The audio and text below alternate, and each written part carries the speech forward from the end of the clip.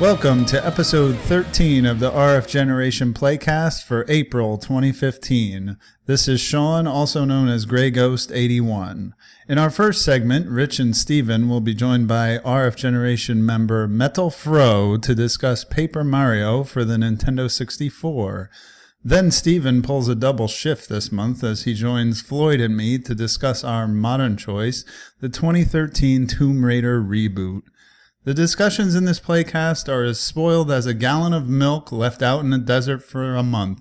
So play the games first or don't come crying to us over spoiled games or milk. What? As always, you can listen to the show on Podomatic, iTunes, and YouTube. And don't forget to follow us on Twitter and like us on Facebook. Remember to log on to rfgeneration.com to join our playthroughs and discuss the incredible games we play together. Thank you as always for listening, and now, on with the playcast.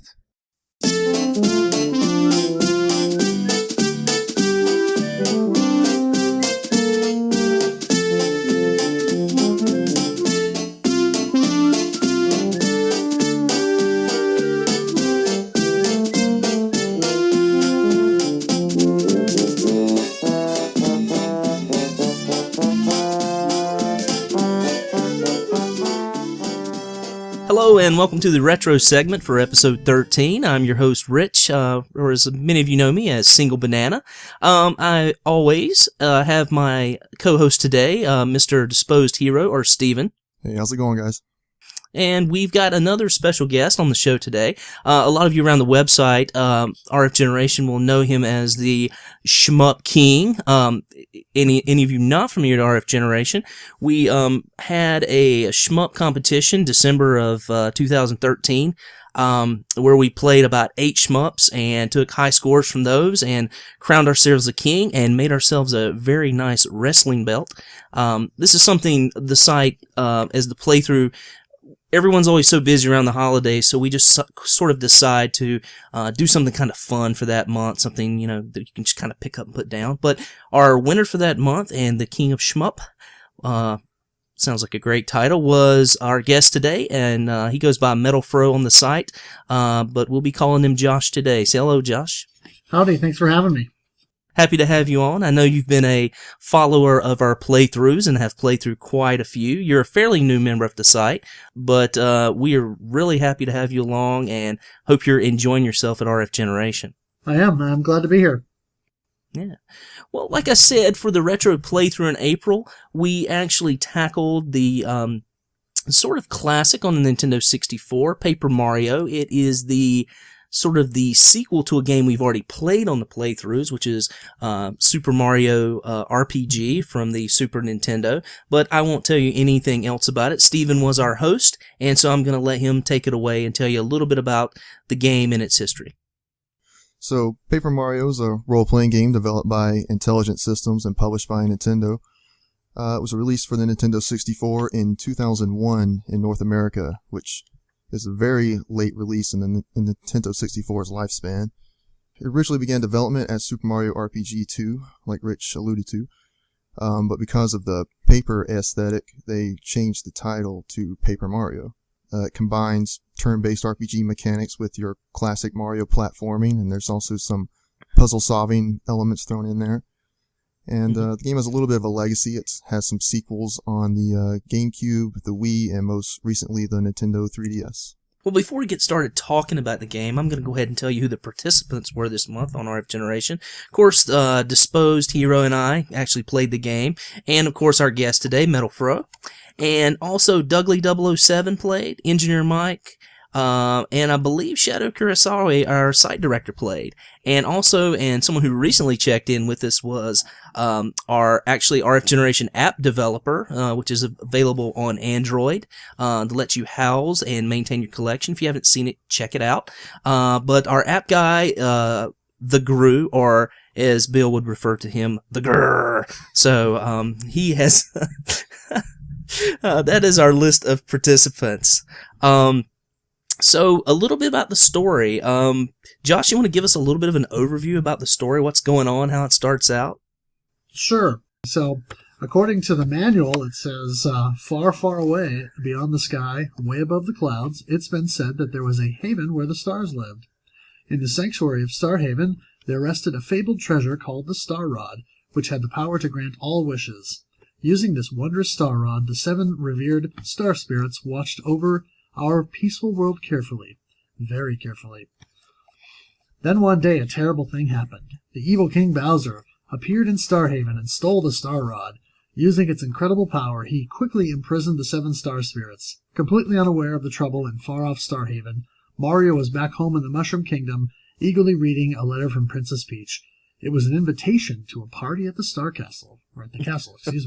With much anticipation, he and his brother Luigi set off for the party, oblivious to the chaos that lay ahead.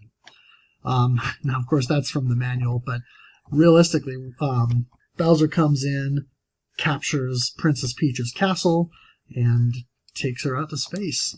And hilarity ensues, as with all Mario titles. Absolutely, the great beginning of every Mario title. It's not cutting edge. It's the same story of Mario, right? The princess is taken away, and you're left to go and save her. But the princess is a little more. How should I put it? A little more involved in the story this time. She is not the quiet captive as she is most of the time. We do have some really neat things kind of going on with the gameplay here, which I'd like to talk about a little bit. And, along with controlling Mario, we also control Princess Peach in these like sort of little interludes. The game, I should say, is sort of divided up into chapters, right? There's a prologue, and then I think 8 chapters. Is that correct, guys? Yep, that's right. All right. And so, what happens is you'll play for a while, you'll control Mario, and then you'll have a smaller kind of segment interlude where you'll control Princess Peach and, do some really, busy work maybe, like on the game. Some of it's interesting. Some of the interludes are, kind of fun and neat and challenging, whereas others just sort of help, in my opinion, sort of just propagate the story, right? Yeah, there's, some of the sections you're just maybe tracking down a diary or trying to find some information. There's, I think there's one that was like a stealth section. You have to avoid the Koopas and just little odd things like that. Right. There's a game show. Oh yeah, Yes. yeah.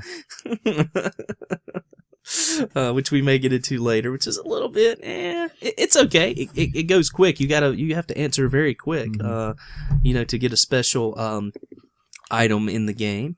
But the game is basically sort of based around this character, of course, Mario, who we're all familiar with, who my kids are super familiar with and loved. Once again, watching me play this game.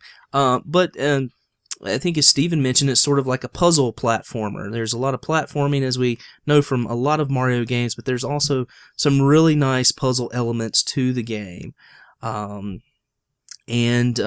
There's, you have allies and things that, that you had in Mario RPG as well. So, anyone want to add to that? Yeah, the game kind of jumps back and forth between your kind of standard turn-based battles, and then on the overworld, you kind of got some Mario platforming segments where you have to traverse the environment, and there are puzzles. It pretty much covers it, I think. Yeah, and it is similar to Mario RPG. It's not like your kind of classic RPG where, you're kind of walking around and bam, you just sort of run into enemies, right? Such as your Dragon Warrior, your Phantasy Star, any of those games. You actually can see the enemies, and you have this ability to, kind of get in a first attack as well, which is, sort of an interesting element to the game. I can't remember. I mean, we played Mario RPG. That's been, that's been about a year and a half ago. That was one of our first sort of group playthroughs that Floyd and I did. And I can't really recall off the top of my head, but is there a first strike element in that game as well? I think there is. I actually played that game back around November, but I'm having trouble recalling if there is. I believe there is, but I'm not 100% sure. All right. And Josh, have you played Mario RPG? Unfortunately, I have not. I didn't have a Super NES as a kid, and So I've just seen footage of it, but have not had the chance to play it yet. Okay, all right. It's an interesting title if you ever have a chance. I mean, definitely it's one I would definitely recommend picking up. We had a lot of fun with that, and we'll kind of be coming back to that as we talk about this game. And I mentioned with this game, you do control Mario, and Mario is your character who basically takes damage in the game. You do have allies that accompany you, and they don't really take damage. They can get stunned as part of the sort of turn-based RPG system. But you do have these allies that sort of follow you along. You've got the sort of lovable young Goombario, who's a little Goomba kid with a sideways hat. You've got Cooper, who is just a sort of normal turtle, right? The the Koopa turtles. You've got Bombette, who is a large bomb. Parakarry, who is a flying turtle.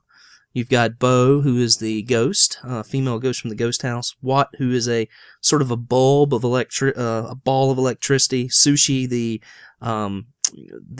land walking fish, and Lackluster, who is one of the, I can't remember what they're called in the games, but they're sort of like the little Lakitu. The what? Yeah. Lakitu, yes, that's right. The little guys, sort of little turtles that float around in the clouds and throw the spike balls. So yeah, thank you for that. Let's talk a little bit about the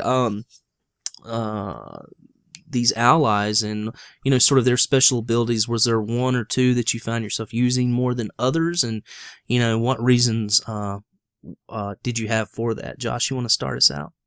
Well, early on, I used Cooper quite a bit.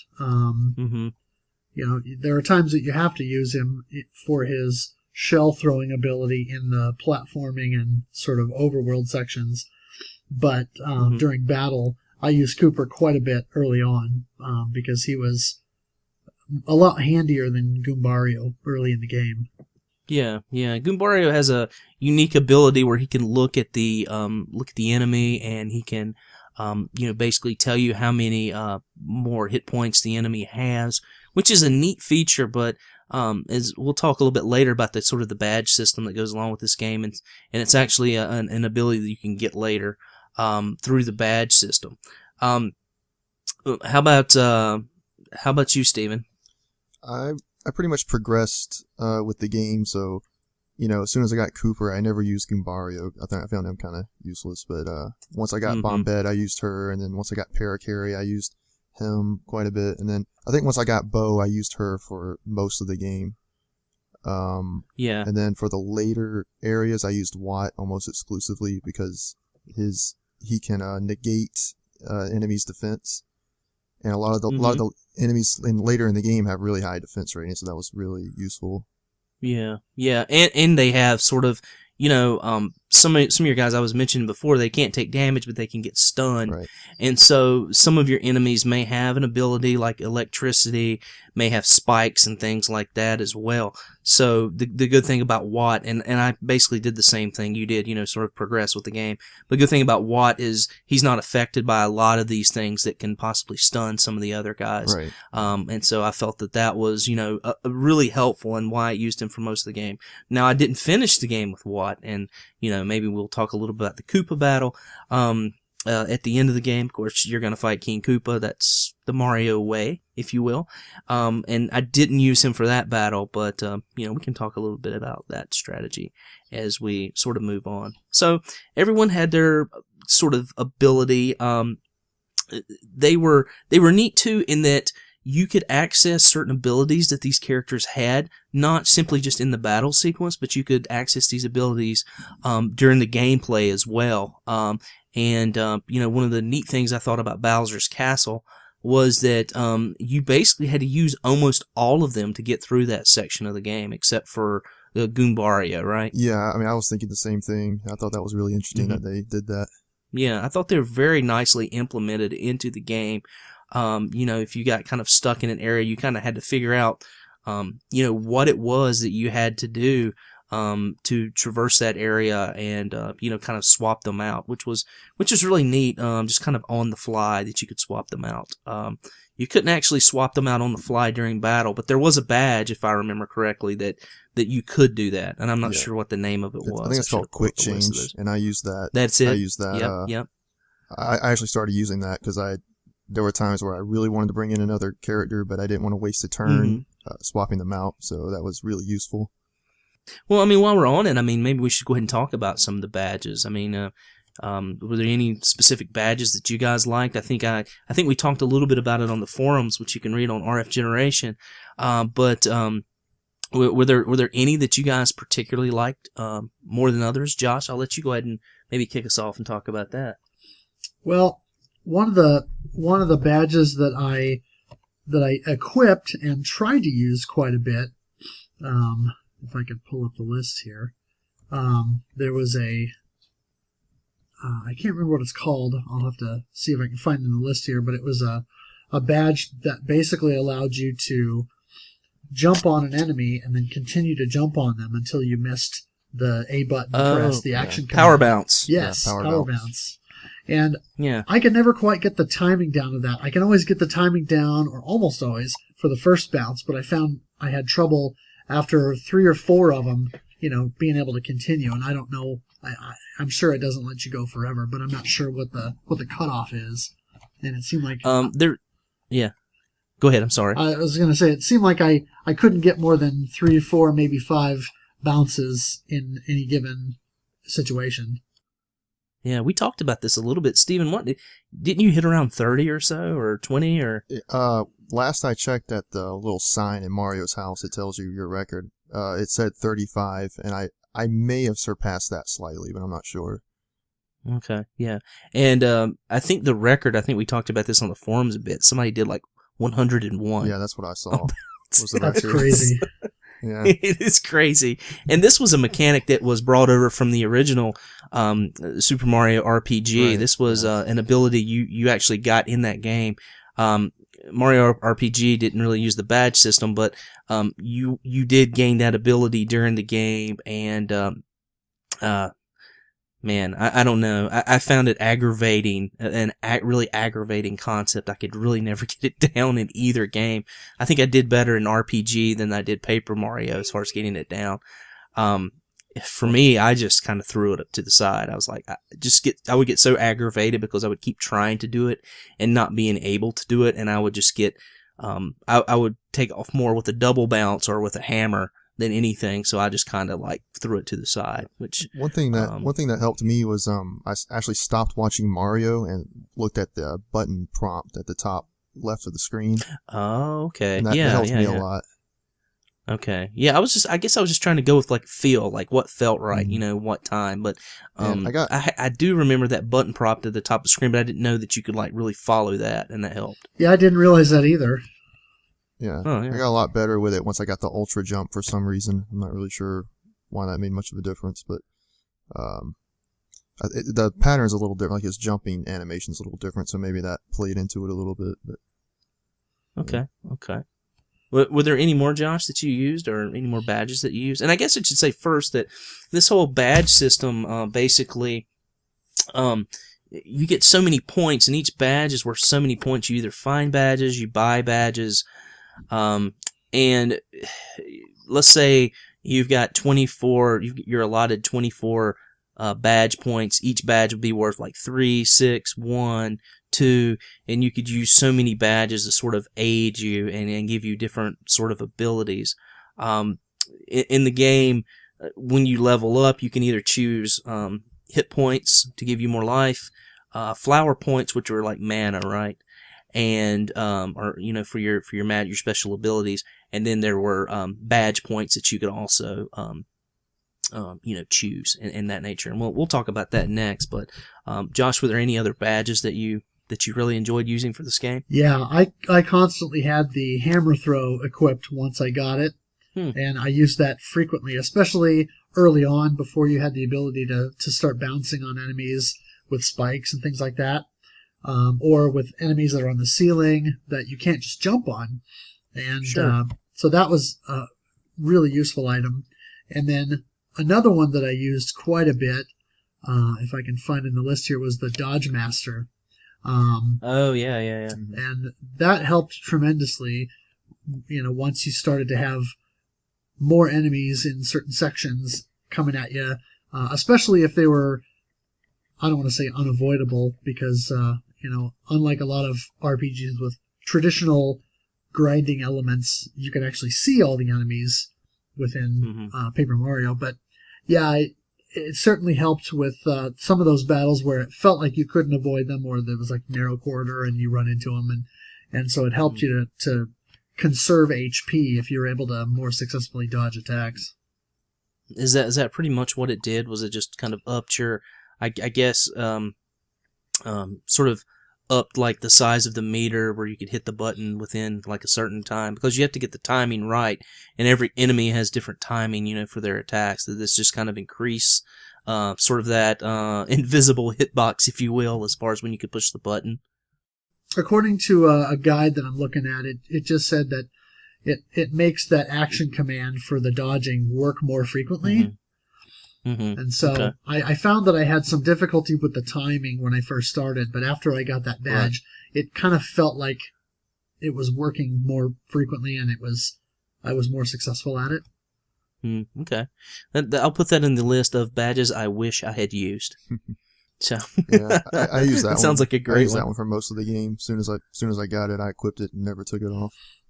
Yeah. I never used it. Some of the descriptions on some of the badges were sort of odd, and I felt like that one was odd, like the way it read, and I really didn't understand what it did or how much benefit it would give me, so I really never used that badge. Yeah. Oh, cool. All right, Steven, how about you? Any badges like specifically that you liked or did you use? There was one I started using very late in the game called D down pound, which is I guess like defense down pound, but it's a hammer attack that and this is like you talked about, some of the descriptions in the game for the badges weren't very clear. So I thought this one actually did something different than what it actually does, but I originally thought that it like permanently, or at least for a short amount of time, lowered an enemy's defense rating, so you could do more damage against it. But it sort of ignores enemy defense, which is a little different. But yeah, I use this one almost exclusively for Bowser and a lot of the later enemies in the game. Wow, that would have been helpful as well. It's also really cheap. It only costs like 2 flower points to use, whereas something like Mega Smash, which I considered using against Bowser, costs like 6. Yeah. And that was the thing with the game is you had to sort of decide what you wanted to do. And I know that Jamie, Tech Wizard, who was one of our former hosts, we were talking about this online. He was saying that he was using the the hit points up, the flower points up to increase his hit points, to increase his mana. I did that at first. I thought that would be a good thing to do, just to help, expand my life, get in more attacks and things like that. But as you get into the game, I sort of felt like, I'm using all these flower or these badge points on an item such as that's just going to raise my HP by 5.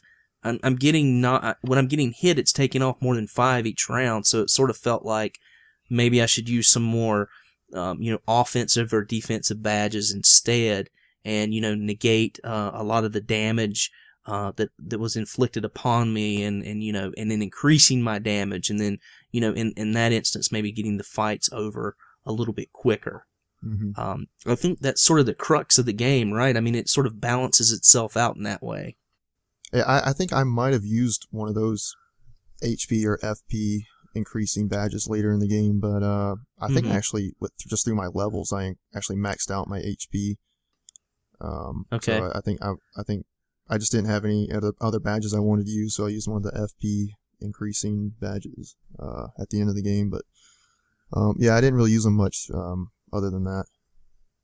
Yeah, and I'll throw in some of the badges I used. You guys can comment on these if you want. I sort of made a list online, but I really like Peekaboo. That was the one that allowed you to see the hit points of all the enemies, and though it didn't increase my damage or my defense or anything, it was just a nice thing to have, to be able to see that, and kind of, for me, it helped me plan out my rounds a little bit better. As I was playing enemies, it helped me realize, okay, if I take this one enemy out, they're not going to get another attack, but if I hit this other enemy, I'm going to have, multiple enemies attacking me this round, so it'll there'll be less damage that I'll be taking. Zap Tap was another one that I used.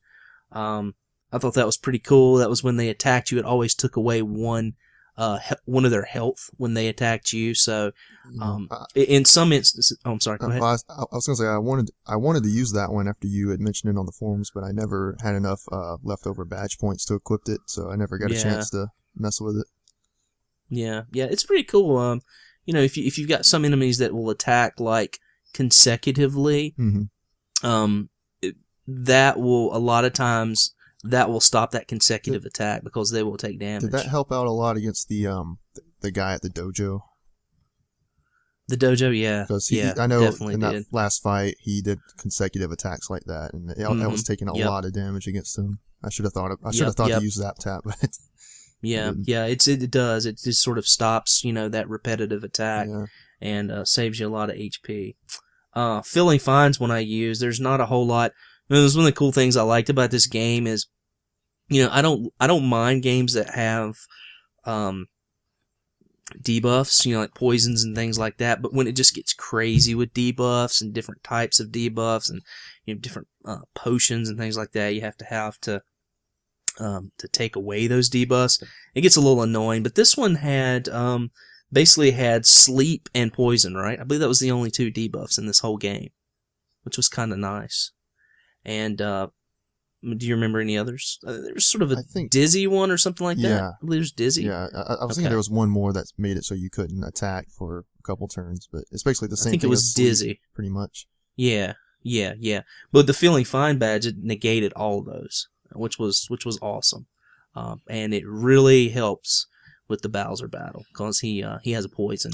Really helped me with that battle. Actually, I thought about using that against Bowser, but I didn't, and maybe I should have, but I felt like the poison wasn't that big of a deal because it just does 1 hit point of damage per turn, so not too much damage, but I guess it still helps.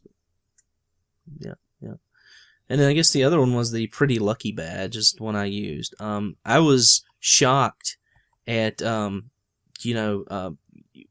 always trying to dodge and it's tough, but having the badge to increase your luck in this game was awesome. I mean, you'd get a break, quite a bit. And the cool thing is there's an upgrade to that badge. If you do there's one of the paracarry mail delivery things. There's like a really long one. And if you finish that very long chain, you get a really cool badge, like an upgrade to that Pretty Lucky badge, and you can actually wear both luck badges at the same time, and it really, really helps out. It's pretty awesome. Yeah, I didn't do all those. I didn't do all those mail delivery things, so I don't think I found that. But I used the Pretty Lucky badge after you mentioned it on the forums. I went and tracked it down, and I used it for the rest of the game.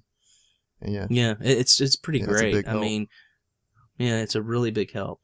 Just to have 1 or 2 misses every once in a while is, just great, aside from the blocking. Anything else? Any other badges that you guys want to mention? Anything else you used? I would dovetail on the Feeling Fine badge. That is a really good badge to have equipped at all times.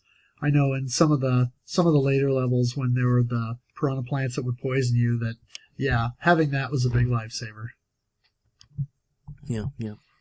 So let's talk about this game a little bit. In terms of sort of what happens when you level up in this game. It's an odd system. It's one that I wasn't quite used to or have ever encountered before. Instead of leveling up and then you get like all your stats like slightly increased as in most traditional RPGs, and this one you sort of had a choice, right? You could increase your hit points, your flower points, which is your mana, or you could increase your badge points to allow you to use more badges. The flower points and the hit points were 5, I think, increasing 5 at every time, and your badge points, I believe, was an increase in 3. You guys can correct me if I'm wrong there. Okay. So this sort of gave the game a different type of mechanic, too. I mean, there are different ways you could play this game. I mean, you could just keep increasing your health. And I think, Steven, you said that maxed out at some point. Is that correct? Yes, it maxes out at 50. Okay, I didn't realize that. You can also, you could also max out your flower points so that you can just use your special abilities all the time. Or you could just do your badges and, just keep equipping different types of badges and increase offense, defense, or, hit points if that's, what you so chose. Was there any certain method that you guys used? Josh, I'll start with you in terms of this.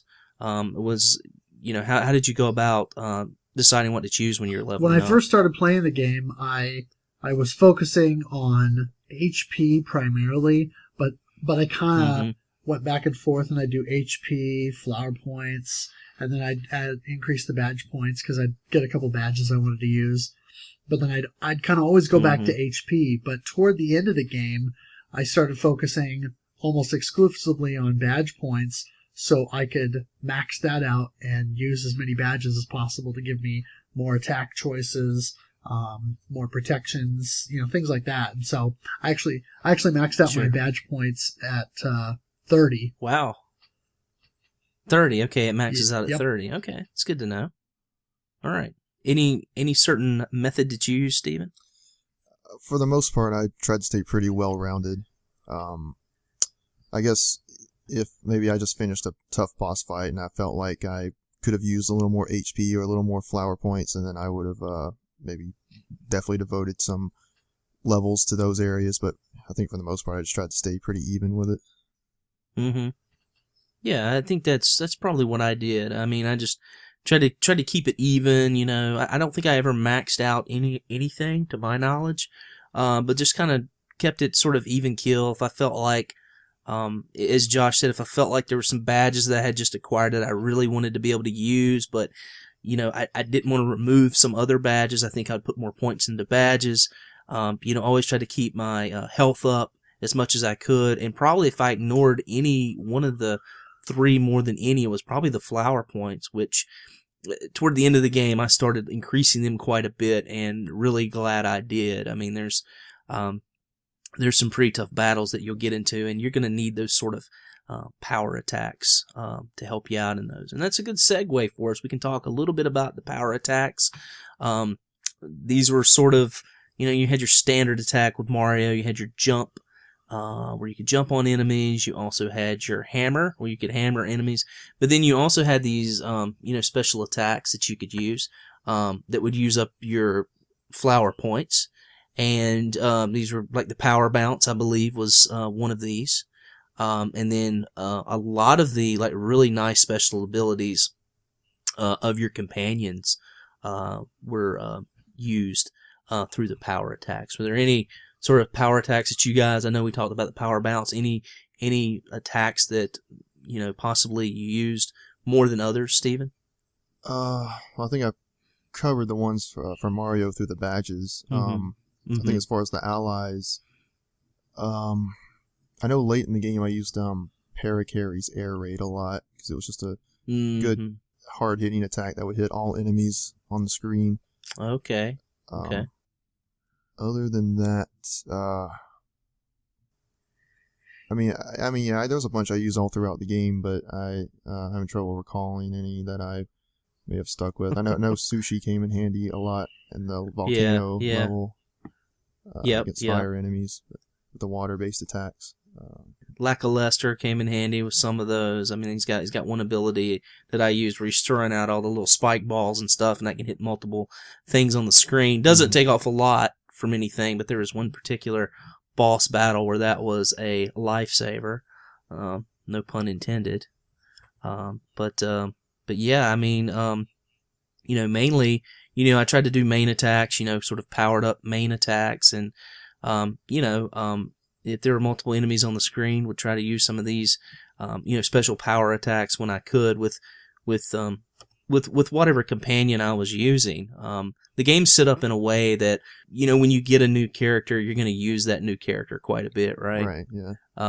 And it just kind of, it flows that way, which is nice. I mean, it gives you kind of an idea of how each of these characters are used, and then, when you get to the kind of the final level, you're sort of using the different abilities and trying to sort of hash it out and decide which ones are better than others. How about you, Josh? Any certain power attacks that you use quite a bit, or do you enjoy using in the game? Yeah, I relied on the charge hammer quite a bit early on, but ever since I gained the ability to stomp on enemies with spikes, I started using the power bounce quite a bit. And as far as the companion attacks, I really liked Sushi's 2 attacks, because the squirt attack, which was against a single enemy, would deal quite a bit of damage if you charged it right. And then her tidal wave command was really effective if you could power it all the way up. With if it was 5 button presses, I think you had to do the sequence right, and of course it's different every time, but if you could power up all the way, it would deal a significant amount of damage to all enemies on screen. So it really came in handy on some of the spots where you'd touch an enemy on the screen, and then in battle mode that one enemy would become 4. So right. Yeah, I mean, the power attacks were cool, and I like the way that one of the things I really liked about the game was the way they implemented different power attacks, and then there were different combinations of both your thumbstick and your controls, as far as button pressing to sort of implement those special attacks and do more damage with those special attacks. Characters like Bo, with that bow slap where I had to push the thumbstick to the left as quick as I could. That was a little annoying, a little bit uncomfortable. With the way the controller's set up, right? I mean, it's sort of hard to push your thumb to the left that quick, that fast. So I'd find myself like pulling my right hand off and using it. I'd have to completely readjust my left hand and flick the control stick that way. But yeah, I used, like I said before, I used bow a lot, so I had to do that quite a bit throughout the game. Yeah, I did the same thing. Yeah. For any of those techniques or attacks that required rapid tapping of the thumbstick, I did the same thing and moved my hand over to the far left side of the controller and then used my right hand to just kind of flick the stick as quickly as possible. yeah, which is rather annoying. I mean, I gotta say, I think some of I like the concept, that you're doing different things for different characters, but I found myself just being so annoyed by that I probably used Watt because that was the one where you just held down like A and you waited for it to fill up and then you just let go. That, something as simple as that. I feel like some of the characters, I might have used some more of the abilities if I wasn't afraid I was going to get carpal tunnel just trying to like pull off some of these moves. Yeah, and I noticed that with that, and also in some of those instances where you had to rapidly press the A button to either create an attack or in some instances avoid an attack or minimize the damage that you take. If you're not hammering on that A button like your life depended on it, you're going to take more damage, or you're not your attack's not going to be as effective. And so it's a little bit, I don't know, a little bit too much manual dexterity, I think, for some of those things. Absolutely. I can't just use my thumb and sit there and hit A to make it do that fast enough. I have to pull my hand completely off the controller, put the controller on my lap, and then use my index finger to like hit it as fast as I can, that's, that was to me that was kind of a flaw in the game, and I thought I like the idea. I think it's great, that everyone has different methods and abilities and things like that, but I think that some of them should have been thought out maybe a little bit better.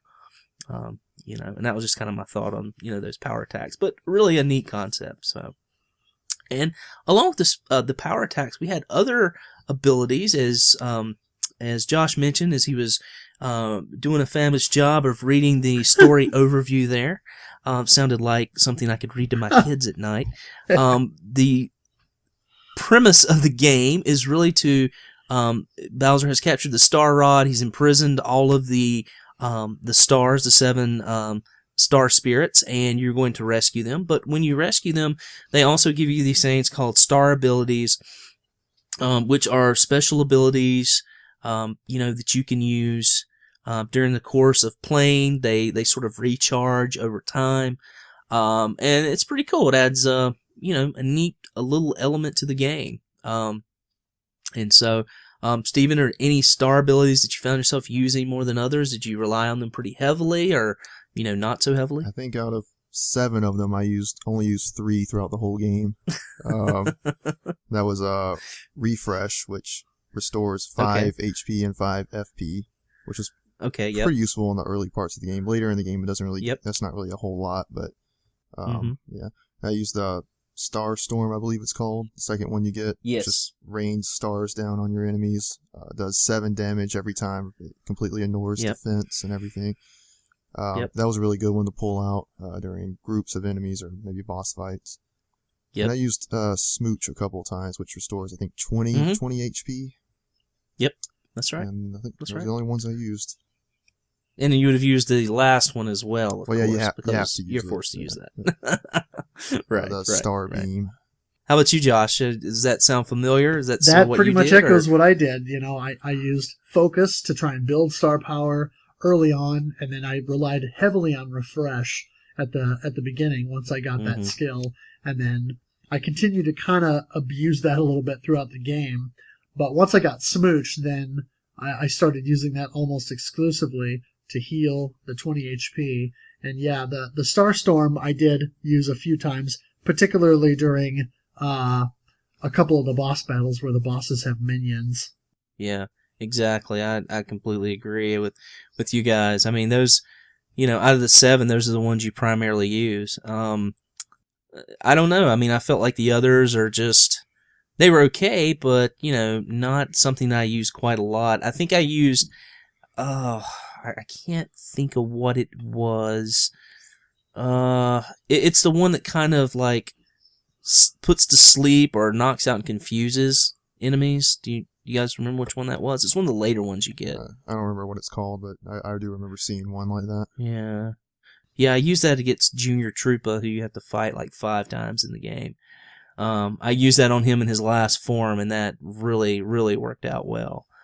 I can't remember that, but other than that, I'm with you guys. I mean, I used basically the same star abilities, and then probably Star Storm I used more than anything. I mean, that was just sort of like old reliable, right? I mean, I think it took, was it 2 or 3 bars of star power? So, as you get toward the end of the game, you can use it like a lot more, in your boss battles, which was really, really nice to have that to rely upon.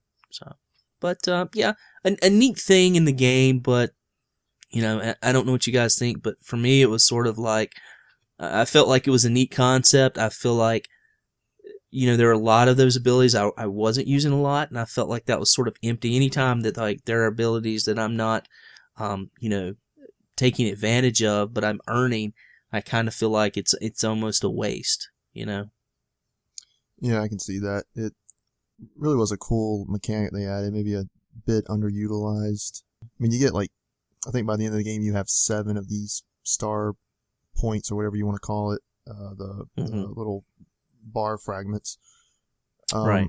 So you kind of have to use these abilities pretty sparingly, because you only have so much star power to use. But along in the game, as far as abilities, other things you get are sort of items, equipment, sort of upgrades and things like that. We've already talked about badges quite a bit, but we can talk a little bit about the items and things like that in the game. Were there any that you guys particularly relied a lot on? I felt like, for me at least, I felt like I relied on mushrooms a good bit, especially once you got to super shrooms. And you could heal at least 10. That was pretty nice. And then, later in the game, you get the ultra shrooms, which, I had those. I didn't really have to use them a lot throughout the game, but, it was nice to have those sort of tucked away. Yeah. Josh, anything that you used in particular? Any items? Yeah, the mushrooms, the mushrooms, and then the super shrooms for sure. I also found that I used the fire flower quite a bit early on for large groups, because I could take them out quickly and either take no damage or minimal damage, so I could kind of wade through those sections without having to go back to town to take a nap or things like that. So, yeah. Okay. Attack items like that I used frequently whenever I'd find them. absolutely. Especially multiple mob enemies, sort of trash mobs. Sometimes those were kind of nice, just to have one in there to use. One of the items I used I thought was like way overpowered and pretty awesome, especially during the dojo fight, was the stone cap, which allowed you basically to go a few rounds without taking any damage. I don't know if you guys use that one or not, but it just basically gave you like 2 or 3 rounds of not taking any damage while you could just deal out damage. I thought, wow, man, that's really overpowered. So I don't think I ever saw that. yeah, it's in the I think you come across 1 or 2 out in the world, but you can buy them in the main town, Toad Town. And so it's pretty nice, especially if you haven't finished the dojo part yet. You want to do that little side quest, you can do that. But Stephen, were there any items that you maybe used quite a bit, or did you find items useful in this game at all? I mostly just held on to healing items, items that healed HP and FP. Later in the game, I bought a bunch of the life shrooms that will, if you lose all your HP, they'll essentially just bring you back to life with 10 HP. I didn't really use any of the attacking items in the game because your inventory space is so limited that I mostly just held on to the healing items. Mm-hmm. But yeah, that's pretty much it for me. Mushrooms and the various FP healing items. It was like, I don't even remember what they were called. Yeah. They had some funny names, but Yeah. Did you guys do any in the Toad Town? There's a girl, Tasty, I think is her name, and she's the cook in the town. Did you guys do any of the combining of any of the items and make any kind of super items that way? No, not really. I feel like there was something that was pretty good that I did make, but I think I just completely forgot about it and never made it again. But there's probably some really good combinations. Some really helpful I think items, is it the jam and jelly that gives you like that will just max out your mana? Yeah, is that the one? Yeah. If you do that, the jam and jelly and the ultra shroom, you do the ultra jelly, which is it's basically it fills up all your life and it fills up all of your mana at the same time. That's a pretty cool one for like for in-game stuff. It's way overpowered, but it was.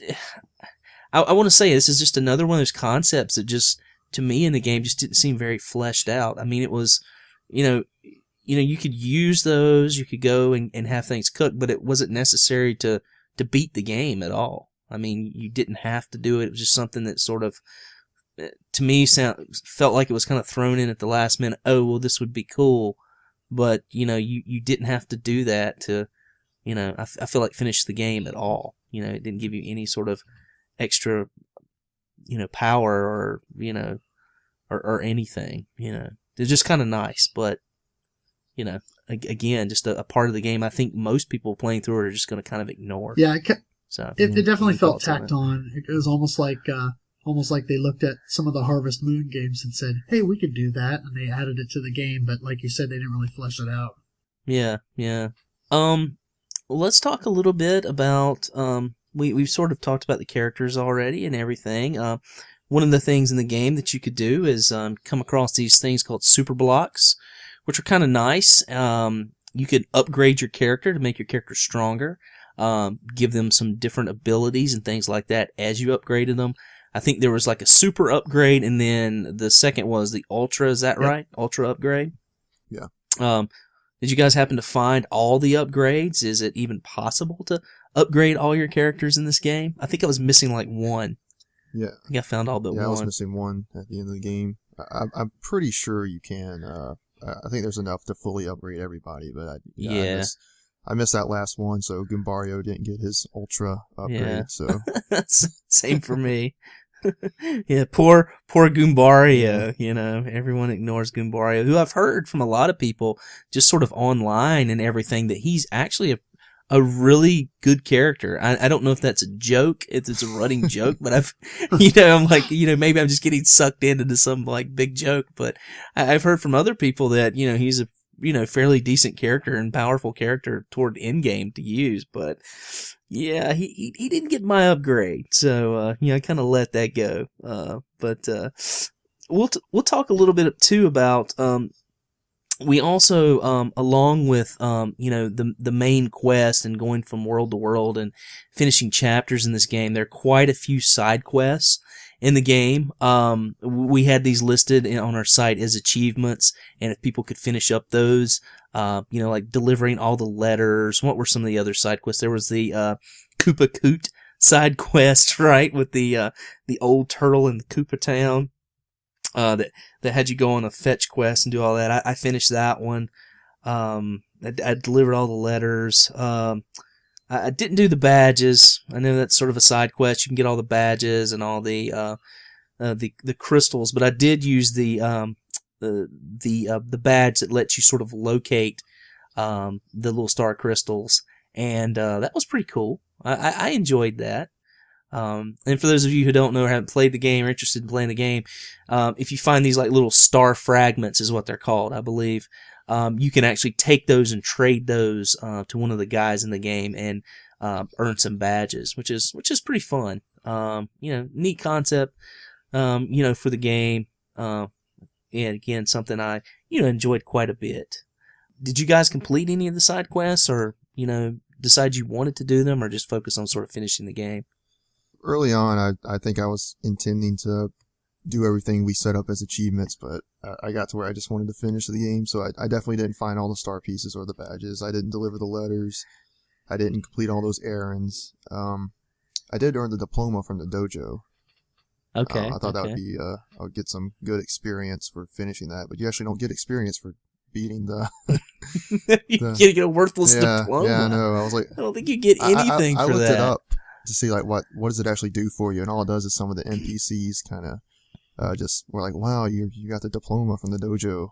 Yeah, they don't. Yeah, wow. It's not pretty useless actually. But, yeah, what can I do with this? Strut around. Yeah, there was the little quiz show that Chuck Quizmo. I may have got like that's right, like 3 or 4 of those questions right, but he just kind of shows up randomly, so you don't really know where he is at any given time. Yeah. I think they're like, how many of those are, is it like 64, yeah, 64 or something like that? Yeah. Oh, Nintendo 64, how clever. Yeah, there's like 64 of those, and you can answer them. And I always found myself saving, like hitting the block when I found him in a town. I'd always hit a block and save it just in case I missed one of the questions. And that way I could just like cut it off and cut it back on. He'd be in the same place, and that way I wouldn't miss any. But I was kind of like, man, I'm not gonna walk around this game for this long to find this guy 64 times. It's ridiculous. I'm probably in the 20s or 30s, with the times I found him. Especially doing these little side quests and tracking things down, delivering letters. I ran into him a lot more than you guys probably did if you didn't do any side quests. So I would, do the little quiz show when I would find him. Josh, did you do any side questing on this game? I'm kind of in the same boat. I did some at the beginning. I also did the dojo and some of the early stuff. But yeah, I kind of found the same thing. I got about halfway through the game and I stopped actively seeking out star pieces. I'd find them and I'd grab them. But I just kind of stopped doing side quests and just focused mainly on the main story. All right, yeah. Well, let's talk a little bit about the story and the areas and such. There, as we mentioned before, there's a prologue. There's 8 chapters on this game. I'd like to get you guys' thoughts sort of on the worlds and like the worlds that were kind of developed in this game, and sort of what you thought, good and bad, on those. Steven, you want to start us out with that? All right. For the most part, I didn't really care for much of the general areas, like kind of the paths and everything. There was like a jungle area and was a snowy area, and I think there's one where you're kind of up in the clouds. Yep. I guess for me, where this game really shines were the dungeons. Mm-hmm. So some of my favorites were like the Koopa Fortress and the the Boo Mansion, which was interesting. There were no enemies; it was just sort of a puzzle environment. Right. Yeah, I was a big fan of Dry Ruins. I really liked that puzzle. I thought that was a lot of fun. It's probably one of my favorite boards on the game. That was like the pyramid area. Okay. Yeah. The second one. Yeah, that was a lot of fun. Yeah, pretty much all the dungeons I more or less liked, except for maybe I didn't really care much for Shy Guy's toy box. Yeah, you kind of shrunk down and you go into this toy box thing, and it's a sort of a strange environment. Did any of you had any problems finding or figuring out how to get the Shy Guy's toy box? A little bit. Yeah. Not too much. Just. I mean, you can talk to some of the NPCs and sort of figure it out, but and you know where you need to be. But for me, I was a little like disoriented in what I was supposed to do when I got into the room. You know what I mean? I don't remember talking to anyone that said, "Well, you need to use Boo and so that you can disappear, so that when someone comes in, they won't see you and you can figure it out." Yeah, but then that one Shy Guy, he'll come in there and he'll just sort of, if he sees you, he'll run out. So I think after he did that two or three times, I was like, well, let me just turn invisible and see what he does. And okay. You see he goes through the little hidden door. Yeah, I just couldn't figure out what to do, and so I just kept trying different things, and that was one of the things I decided to try, and it just happened to work out. And I was like, "Oh wow, yeah!" I just sort of got lucky, there. But I feel like had I not got lucky, it would have been something I would have been stuck on for quite some time. It's not. There's nothing like expressively really implied in the game, unless I may have happened to miss an NPC, that would have given me some sort of clue as to that. But yeah. And Josh, how about you? Are there any? What did you think about the areas and sort of the way the game was set up in that? Yeah, I will echo the Boo Mansion. That was a neat location and kind of a cool deal. And Dry Ruins was cool also. And I the thing with the toolbox, I kind of liked that. I thought it was reasonably clever how they kind of they don't tell you explicitly what you're supposed to do, but you kind of, like you say, trial and error, you kind of have to figure it out. Yeah. The one area that I had a lot of difficulty with was the Forever Forest. And I suppose I'm hoping I'm not the only one, but that seemed like until I kind of figured out the whole deal with like the flowers that moved and sort of talked, if you will. To kind of use that as sort of a guide. Mm-hmm. That was the one area when I first started in that spot that I was just sitting there scratching my head going, how am I supposed to find my way through this? Yeah. I think there's an NPC that mentions something about like how you're supposed to do that. Look for something. They just tell you to look for something that's different, but I could see how that would be like completely confusing to someone. And if you get lost out there, I mean, man, good luck. It's sort of tough, and it is a rather confusing piece and part of the game. I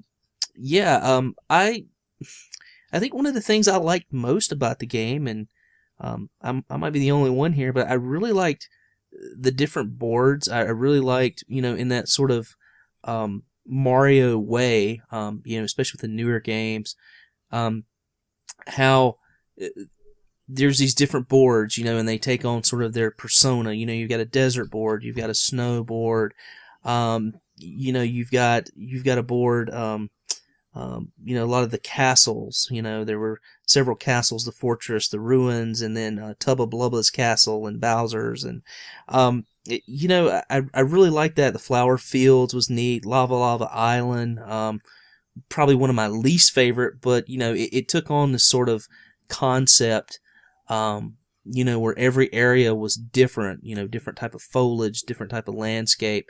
And that's something that I really typically like about a lot of Mario titles, is that it feels like it takes you to different places. You always have these different elements, and they do a good job with that. I also thought that, a lot of like what you're supposed to do at each place and all of the different situations that were sort of going on in each area were kind of neat and added a lot to the game. Like the little side stories, the mini stories within the game, and I thought the areas kind of helped flush that out. So. I would agree. I mean, there was a lot of variety in the environments. I just found exploring those areas kind of tedious for me. Mm-hmm. For me personally. Sure. Like I said, for me, the highlight of the game were the dungeons. Like you said, you mentioned the Lava Island, and I didn't like exploring the the island itself, the jungle. But the Right. volcano dungeon area, I really enjoyed. Yeah, it's a little more linear for, Mhm. definitely. Yeah, absolutely. Yeah, and I would say that it's kind of I think it doesn't strike enough of a balance perhaps between traditional Mario tropes in terms of the locations, Mm-hmm. things like the desert and some of the other locations that recall a lot of previous Mario games. So you want that touchstone there, but I think they could have done more with some locations that were unique to the Paper Mario universe. Mm-hmm. But at the same time, I think they were all well done. They were different enough that you really felt like you were in different locations every time. They looked different enough and all of that it was a different experience for each one. Yeah, yeah, yeah, and I agree. Like some of the areas were, rather annoying. Especially to me, I think Flower Fields was one of the more annoying because it seemed like you're doing a lot of backtracking back and forth, Yeah. going over sort of the same areas and stuff like that. And I tend to, really dislike backtracking in games. I don't think I'm alone here. I think a lot of people feel that way unless they're playing like a Metroidvania game. Backtracking kind of can really suck unless it's done really well. In some games, it is done really well. But yeah, I did find that a little aggravating sometimes.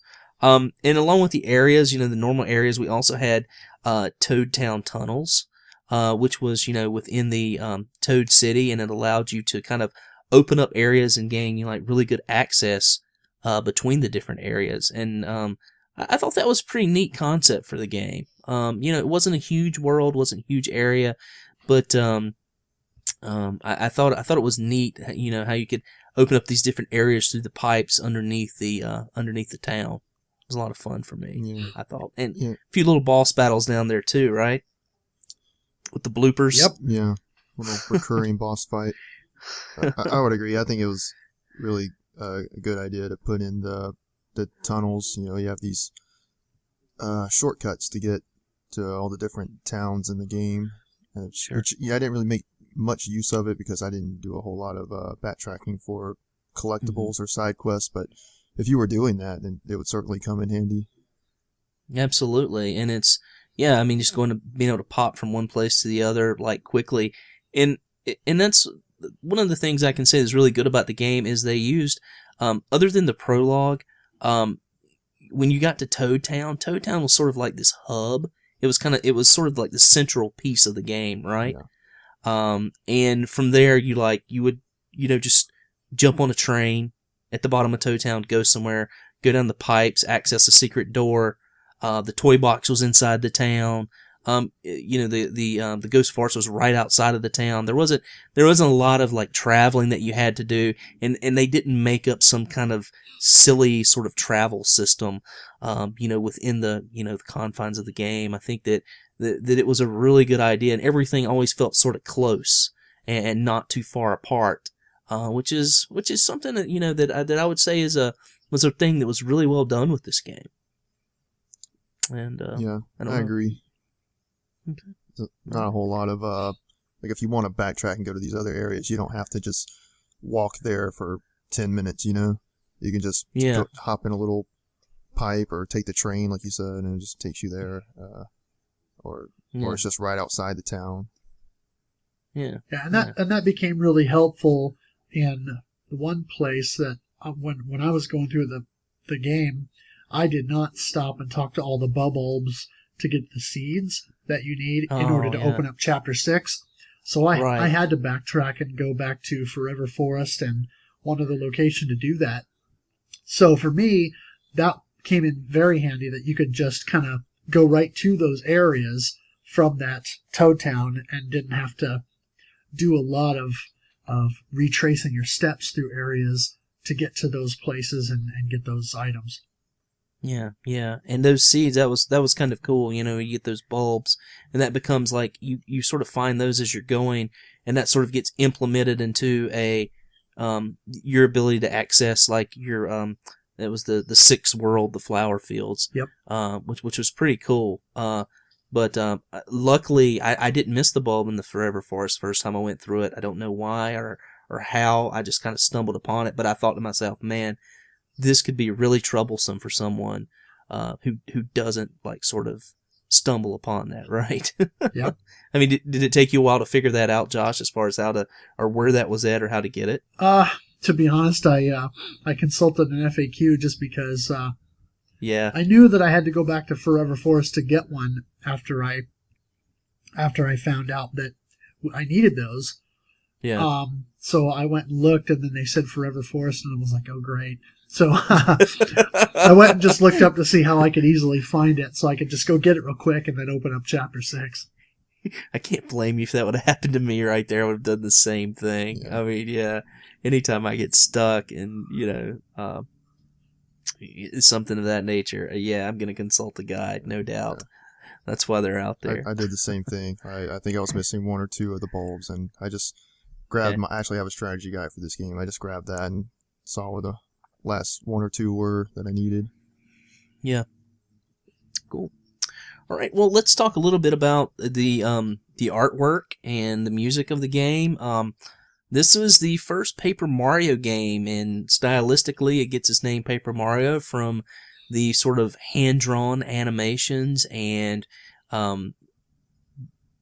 they're like flat pieces of paper that sort of flip around, and at sort of will you can make Mario kind of spin and get through areas a little bit quicker by kind of spinning or spin through enemies and such. So I'd like to talk a little bit about the music and the art style for this game. Steven, you want to start us off?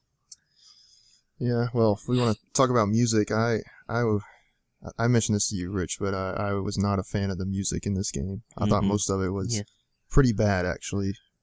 It gets a little better later in the game, but early on in the game, I thought most of the tracks were pretty bad. Yeah, sort of some remixed classic tracks in there. Yeah, some remixed classic ones, and those are probably the highlight for the most part. Most of the original tracks I didn't find to be too great. Yeah. How about you, Josh?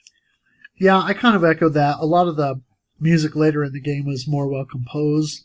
One thing that I found early on is that the battle theme became excruciatingly annoying very quickly. Yeah. After I'd been playing it for a while, I kind of learned to tune it out. And then here, just in the last week, as I was playing it, I kind of started listening to it again. And I guess, I don't know, my perspective hasn't really changed per se, but I find it less annoying now than I did when I first started playing the game and was doing so many battles. That at least it's catchy and it's bouncy and it kind of has that energy that you want with a Mario title. So, yeah, musically, I think the game has strength later in the game. There's some good tracks and interesting music, but definitely that battle theme tends to grate. I think I agree. I just sort of learned to tune that out, that battle theme, because I'm actually trying to remember it right now, and all I can think of is the battle theme from Super Mario RPG. It won't come to mind. All I can think of is the music from Super Mario RPG. Yeah. There's a guy on I believe it's Atari Age that or it's either Atari Age or Nintendo Age that actually makes records like vinyl soundtracks. I can guarantee if he does a Paper Mario 64 soundtrack, I will not be buying it. There really wasn't. I mean, I wouldn't pop this in my CD player. There's nothing that really, there's nothing really that stands out and makes it like a great soundtrack. There's nothing really special about it. I mean, they're remixing some of the old, classic tracks, and like you said, it gets a little bit better, but there's a lot of annoying sounds and music that sort of go along with this game, and I wouldn't say they melded in, but I really don't think that they put put enough effort into the music in this game. Go ahead. Sorry. I was going to say one thing that I find interesting about Paper Mario versus a lot of the earlier Mario games, as far as the soundtrack, is the earlier Mario games are very sparse in terms of the music. There are a lot of very specific themes for specific world types or areas, And other than a change in overworld music or something like that, it's a lot of the same stuff or variations on a theme, but they're all well composed. Paper Mario, by contrast, has a lot of music in it, but there's not a lot of it that I would say is extremely well composed. And so there's only a handful of songs in there that are truly memorable or, worth going back to, like you say. Sure. It's a great point. Yeah. Agree. So the artwork, well, we can start talking about that a little bit. I'll kind of kick it off and just say that, one of the, neater things about this game is probably the hand-drawn art.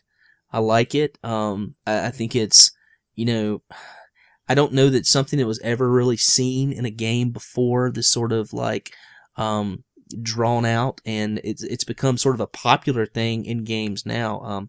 We'll be playing Kirby's Epic Yarn next month on the modern side, and it has some really beautiful kind of hand-drawn looking stuff, crafty looking things. One of my favorite games, and I don't know if you guys have played Alien Hominid, but it's sort of like a Contra, but hand-drawn, and ever since, I've just been really obsessed with this sort of style, and this sort of like really cartoony hand-drawn art style, and for me, Paper Mario, I think it was really well done. It's a really beautiful element to the game.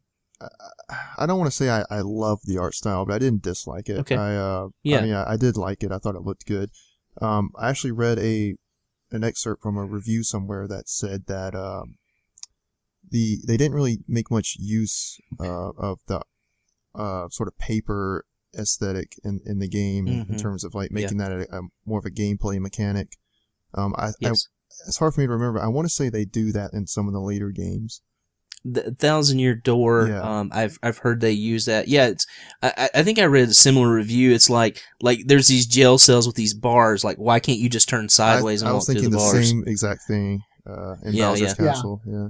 And I'll dovetail on that and say yes. My first introduction to the Paper Mario series was the 1,000-Year Door, and there are spots in that game where you're in jail and you can do that turn sideways, and that's a mechanic that's frequently used in the GameCube game, to where you can turn sideways and sneak through narrow areas and things. And so the paper aspect of it is more well utilized in the 1,000-Year Door and then in Super Paper Mario on the Wii.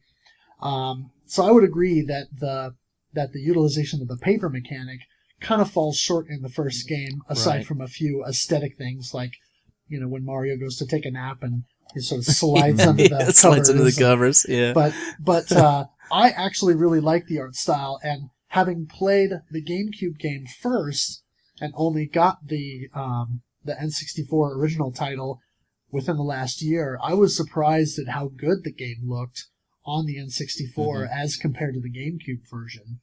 Oh, wow. Especially when everything on the N64, like a lot of that generation, was moving headlong into the 3D realm. And of course, there are some 3D polygon things within the game as well, but since so much of it is focused on that 2D sort of flat style, I was really surprised at A, how good it looked on the N64, and B, how well it sort of represented what they were trying to do. Yeah, I agree. I mean, just to kind of echo what you guys are saying, I mean, the mechanic, using that sort of paper mechanic and that ability, it was really lacking in this game, but I think it was more of like an aesthetic than it was a mechanic for this game. It's just a look, that they were really going for. And I thought it looked pretty good. I mean, I thought it looked, actually I thought it looked really good. And probably one of my favorite aspects of this game was the art style. And I know, Josh, I know you haven't played Super Mario RPG, but I feel like we would kind of do this review sort of a disservice if we didn't talk about Super Mario RPG and how it sort of compares to this game. And so I'll let Steven sort of start us off, talk about that a little bit. Yeah, well, I played Super Mario RPG maybe about 6 months ago. It's not the first time I ever played it, but I wanted to revisit it, so I did. And I guess I kind of felt like this game would be almost more the same in a way. I mean, did it. But let me stop you for a second. Is this sort of the reason that you picked Paper Mario for the playthroughs? Do you think? Yeah, that have a lot to do with that. Yeah, okay. it played a part in my decision. Okay. This game's actually pretty different in some ways. It's similar in some ways as well, but it's much more simplistic. I think you can kind of tell it was intended for a younger audience. Which Super Mario RPG is kind of a little more simple and lighthearted also, but they dialed it back even more with this game. In terms of gameplay, you still have RPG mechanics, and you still have some of the on-screen platforming and a little bit of puzzle solving, but I feel like Super Mario RPG is a little more traditional in its RPG mechanics, whereas this game, it's so simple. I guess that's probably a word I'm going to keep coming back to, because it is just a very simplistic game. But even like you don't really have much in the way of a party. Like with Super Mario RPG, you had like a 3-character party, and each character had their own individual hit points and I guess flower points. I think they still use flower points in that game. They all had their own attacks, whereas everything in this game feels linked to Mario. Like they kind of share HP with Mario and flower points with Mario, and just you only have one thing to track, really. Or one individual to track. Yeah. And I'll kind of echo that, with the scoring too. I felt the same way. Is that the scoring in this wasn't like the traditional RPG scoring. The leveling in Paper Mario wasn't the, it was, we mentioned before, wasn't the same leveling where you're getting like all these different, abilities like upgraded, like, defense up 1, strength up 2, hit points up 5. It wasn't that traditional style. It was, you had to sort of pick it. And then also like with the damage and stuff, I think one thing, and I don't know why this is, but one of the things that grated me about this game, as compared to traditional RPGs and even to Mario RPG on the Super Nintendo, was the and you and I talked about this, Stephen, was the like the damage. It's like 1 and 2 and 3 and 4. I'm like, oh man, I just want to see like 697 damage, at some point, I mean, and it goes back to what you were saying about how this game is more geared toward kids, because it's, it has easier, more accessible numbers to track and keep up with, right? It makes a lot more sense to someone playing this game if they're younger, as opposed to, us playing like Final Fantasy games and doing all this like heavy damage. Yeah. So yeah. And you have like the there's not really much in the way of an equipment system in this game. I mean, you have the badges, but in Super Mario RPG, you could equip weapons, you could equip armor. I believe you had some like accessories that sort of almost serve the same function as badges in this game.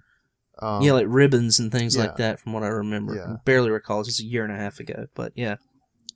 Yeah. I mean, those are mechanics that I really prefer as opposed to this game. But, yeah. I agree. This was a sort of divergence from the traditional RPG, as you were stating, and though I really, really appreciated the effort, and it's really cool to see a company try to do something, something that's not standard. They could have remade just Super Mario RPG. You know what I mean? Had the same things and just give it that paper look instead. They could have done that. Perhaps, in some of our eyes that may have made the game more enjoyable or more likable, but, I mean, I applaud them for trying something different, maybe trying to reach a different age group, but like you said, I think a lot of this just felt sort of kiddie to me, and it didn't feel like that, really traditional RPG with those type of elements. In my opinion, I think this would have been a much better game, at least for me personally, if it was just a true sequel to Super Mario RPG. Not to say I don't really think this is a bad game, but right. I didn't enjoy it as much as I thought I would. Right. And I've heard that Thousand Year Door is a lot more enjoyable game. Josh, you mentioned, and I hadn't heard that before, that the you thought that this one was probably, the art style on this one was probably a little bit better than the Thousand Year Door. Is that right? Well, no, I wouldn't say that, but I think if you think about the Paper Mario style and that aesthetic, I was just surprised at how good it looked on the N64. Yeah. Coming from the GameCube title in that, obviously the GameCube's a higher resolution and Sure. more capabilities, but really, side by side, they look pretty comparable to one another. The GameCube is cleaner, but the N64 game still looks really good, and so I was just surprised at that. The one thing I would say is Stephen, you were saying that you would kind of wish that it was maybe a little bit more like Super Mario RPG, and I think a lot of people have echoed that online on various forums and reviews and so forth. It's interesting because you were saying that, or someone was saying that the game was in development originally as a sequel to Super Mario RPG, and I guess I didn't know that because my understanding was Super Mario RPG was kind of co-developed with Squaresoft, and then when Nintendo and Squaresoft's relationship soured and they went to the PlayStation to do Final Fantasy VII there, Nintendo kind of did their own thing with Paper Mario as we can make an RPG too. And so I thought maybe was their response to that. It could be. I mean, for all I know, Super Mario RPG 2 could have been a working title. Maybe they had no intention of making it like a continuation of the first game. I don't really know, but yeah. It is very similar, and RPG is it's about the 7 stars. It's a continuation of that story, so I think that's the reason a lot of people consider this the sequel to Super Mario RPG is the storyline. It's sort of, I don't know if it's a continuation of that storyline, but it's definitely, there's an allusion to Super Mario RPG in this game as well, with the 7 stars.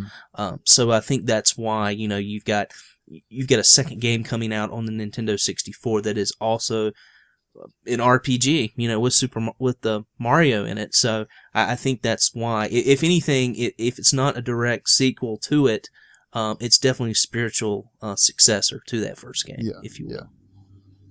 Yeah. So just some sort of closing thoughts on it. We'll kind of wrap it up here, but I definitely wanted to hear from Josh. We're talking about the game, sort of the simplicity of the game, and I just want to kind of get your thoughts on that as well, Josh. Yeah, the simplicity is something that I enjoy because I've never been a big RPG guy. So for me, the simplicity of it actually is, I find kind of refreshing. You don't have to worry about managing too much equipment or managing too many abilities. It's all pretty easy to work with. The one thing I would say perhaps works against the game is, in conjunction with that simplicity, is that they complicate it in a way by having you do too much or too many different game mechanics in there, because you're doing platforming and then you're doing turn-based battles, but they combine that with the first strike system so that you kind of do, either with a jump and bounce or a hammer smash or whatever, some kind of like first attack in a more traditional sort of action melee type of fashion. And so, I don't know, it almost seems like the game sort of becomes a jack of all trades, master of none in that sense. And it feels like it melds together reasonably well, but I felt like it could have done it better. One thing that I felt like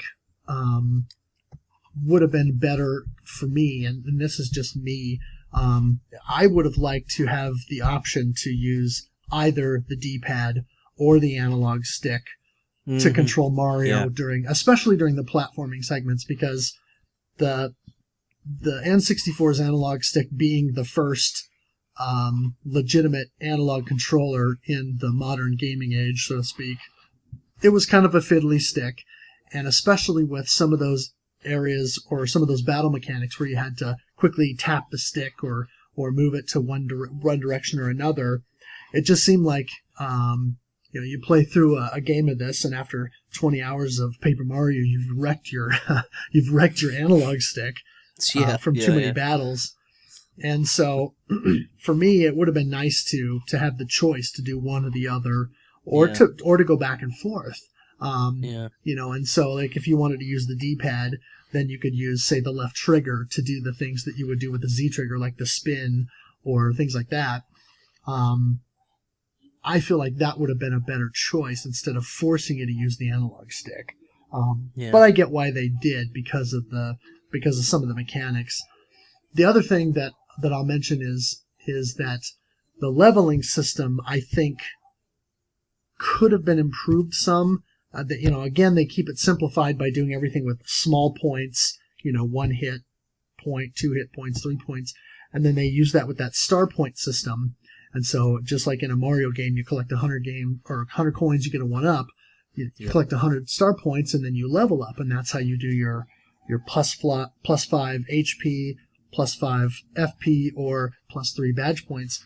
And there were times when you don't grind as you do in a typical RPG, and so once you have defeated certain enemies enough to level up, I think it's twice in any given area, when you go back and you fight those enemies again, you gain nothing, except maybe a coin or two. So especially, like you mentioned before, in the tunnels underneath the Toad Town, there are some spots where you got to do a little bit of backtracking here and there, where you go fight enemies, or like when I had to go back to Forever Forest to go get that seed from the bulb.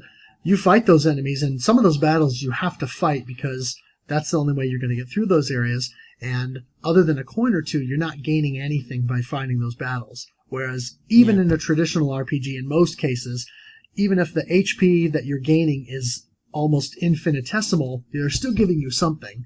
And it felt like in some of those battles in Paper Mario that you kind of got the short end of the stick.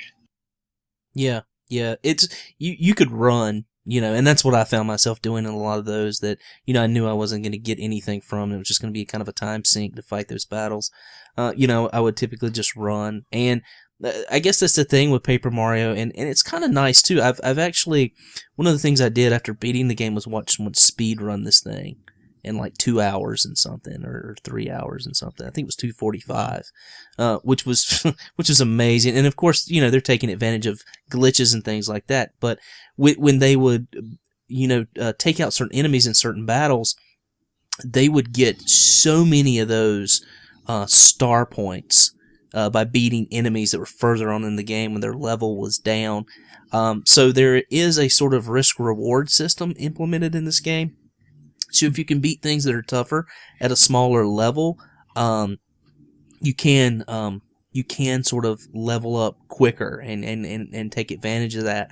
But one of the things I really liked about this game, and I thought was good, is that I never felt the need to grind at all.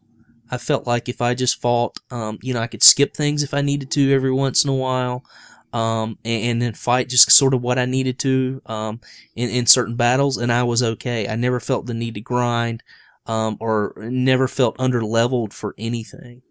So, I don't know. Thoughts on that? It's pretty much impossible to power level in this game. Because like Josh was saying, you only, after a couple levels, you don't get any experience from enemies in that area. So, after playing this, and I know, Josh, you've already played Thousand Year Door. Steven, I don't guess you have. I haven't played Thousand Year Door. Is that correct? No, I've played it, but it's been so long that I really don't remember it very well at all. It's been at least 10 years. Okay, so I guess I'm asking this question to myself then. Am I going to be compelled to play after playing these in sequence, which I've done? Am I going to be compelled to play Thousand Year Door? I'd say yeah, I'd play it. And maybe we could do that as a playthrough at some point. I think that I'm interested enough to actually track down a copy, which I haven't thought of before. And there are definitely some things I really liked about this game, and I feel like from what I understand about the next title, I feel like I would enjoy it because I think it's sort of improved upon as far as I know. Well, let me ask Josh. I mean, does this compel you to check out and maybe try to track down a copy of Super Mario RPG?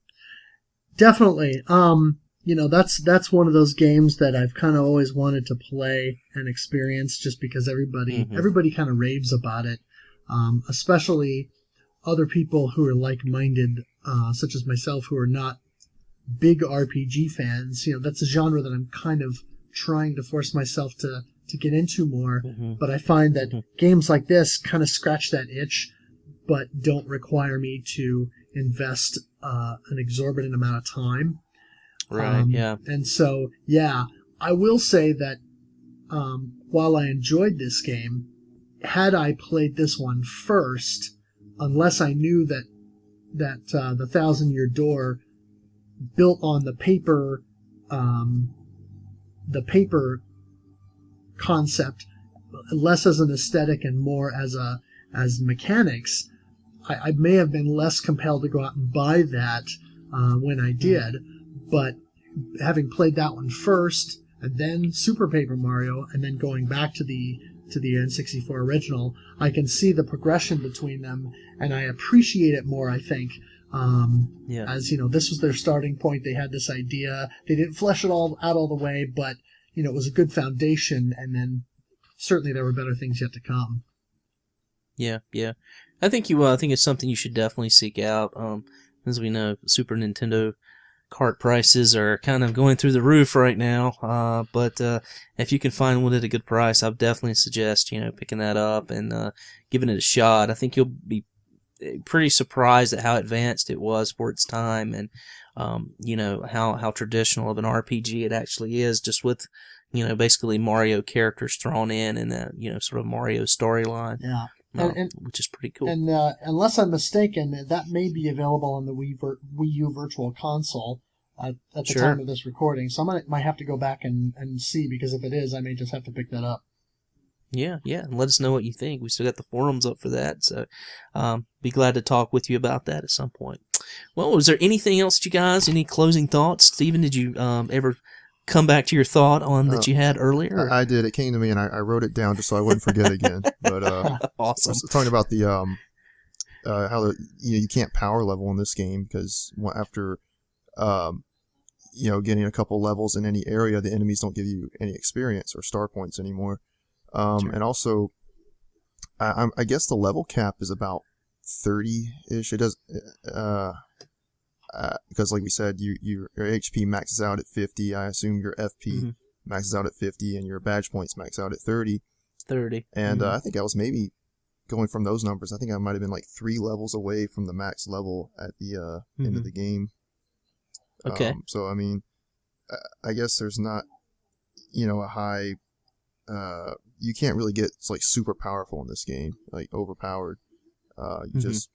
You always kind of have to be like on the game's level, I guess. I guess that's a good way for them to keep you at the level they want you to be at, like the optimal level for any given area. But yeah, I guess just to give my overall thoughts, I didn't particularly enjoy this game as much as I thought I would, but I don't want to give the impression I think this is like a bad game. I just think it's not for me. Sure. I know there's a lot of people who enjoy this game, and I can totally see why they do. I don't want to give the impression that I would discourage anybody from checking this game out if they, if they see it and think it looks fun. Sure. I'm sort of a similar impression. I mean, I don't think this is the type of game I would probably play again. It's not one I would come back to and play again. No, my cart is not for sale. Mine is, because I'm in a. I listed it in my trade thread. I'm an obsessive collector, so I will not be getting rid of my cart. But yeah, it's not a game I could see myself playing again. But having said that, it's a game that I'm glad that I played. I'm glad you picked it, Steven. And I'm glad I got to play it. I'm not a big N64 guy. N64 came out when I was in college, and it just, it never resonated with me. I was a PlayStation guy, and Nintendo older, and then, Super Nintendo then went to the PlayStation. So I've never been a real fan of anything N64, but I actually did, find this game, quite enjoyable. Again, thanks for picking it. I'm glad I played it. So, how about you, Josh? Any final thoughts, and how would you sort of rate this game? Yeah, I mean, I guess I probably enjoyed myself a little bit more than you guys with it. I kind of like the fact that with most Mario games, there's almost no story. It's all the same trope. Mario saves Princess Peach. And you have that here too, but with all the different chapters that you go through, you're saving other people as well, or you're doing things that give you the ability to kind of flesh out that concept in more interesting ways. And the story's all very lighthearted and silly, and it's a nice break from a lot of the more modern games where everything's all serious and dour, and you might be saving the universe from some ultimate evil or whatever, and so it's kind of a nice just a nice change of pace from that sort of kind of serious mode. Yeah. Sort of very lighthearted, if you will. Yeah. I'm kind of in the same boat, though. I don't know if I see myself going back and playing it again, unless maybe, 5-8 years down the road, I pick it up and go, hey, I haven't played this in forever, and, pop it in. If I've got the time, maybe I'll go through and do all the side quests next time. Since I've already got the story down, I can kind of skip through a lot of the dialogue, because I kind of will know what that is, and maybe see more of the game or max out my level or whatever. But I did enjoy myself with it, and it makes me want to go back and play the 1,000-Year Door again and actually finish it this time, because I didn't finish it the first time. So now I'm kind of motivated to maybe go and start that one from the beginning and play through, because it's been a couple of years since I picked it up, and I think I might appreciate it more now that I played the first game and I see how much they improved or changed to make the second game a little bit richer experience. Yeah. Well, thanks. I really appreciate it, and thanks for Josh. Thanks for joining us this month. And again, Stephen. Next month, I've actually picked out the Genesis Classic. And we'll be playing that in May. We'll be playing Shining Force. I've never really played a tactical RPG. I've started it. Still getting my sea legs on the old tactical RPG, but I will say that I am very much enjoying it. So, Josh, I hope you'll join us next month for that as well. I don't know if you have plans to or not, but seems like a pretty fun game. But anyway, thanks for joining us, and I'll see you next month when we discuss Shining Force.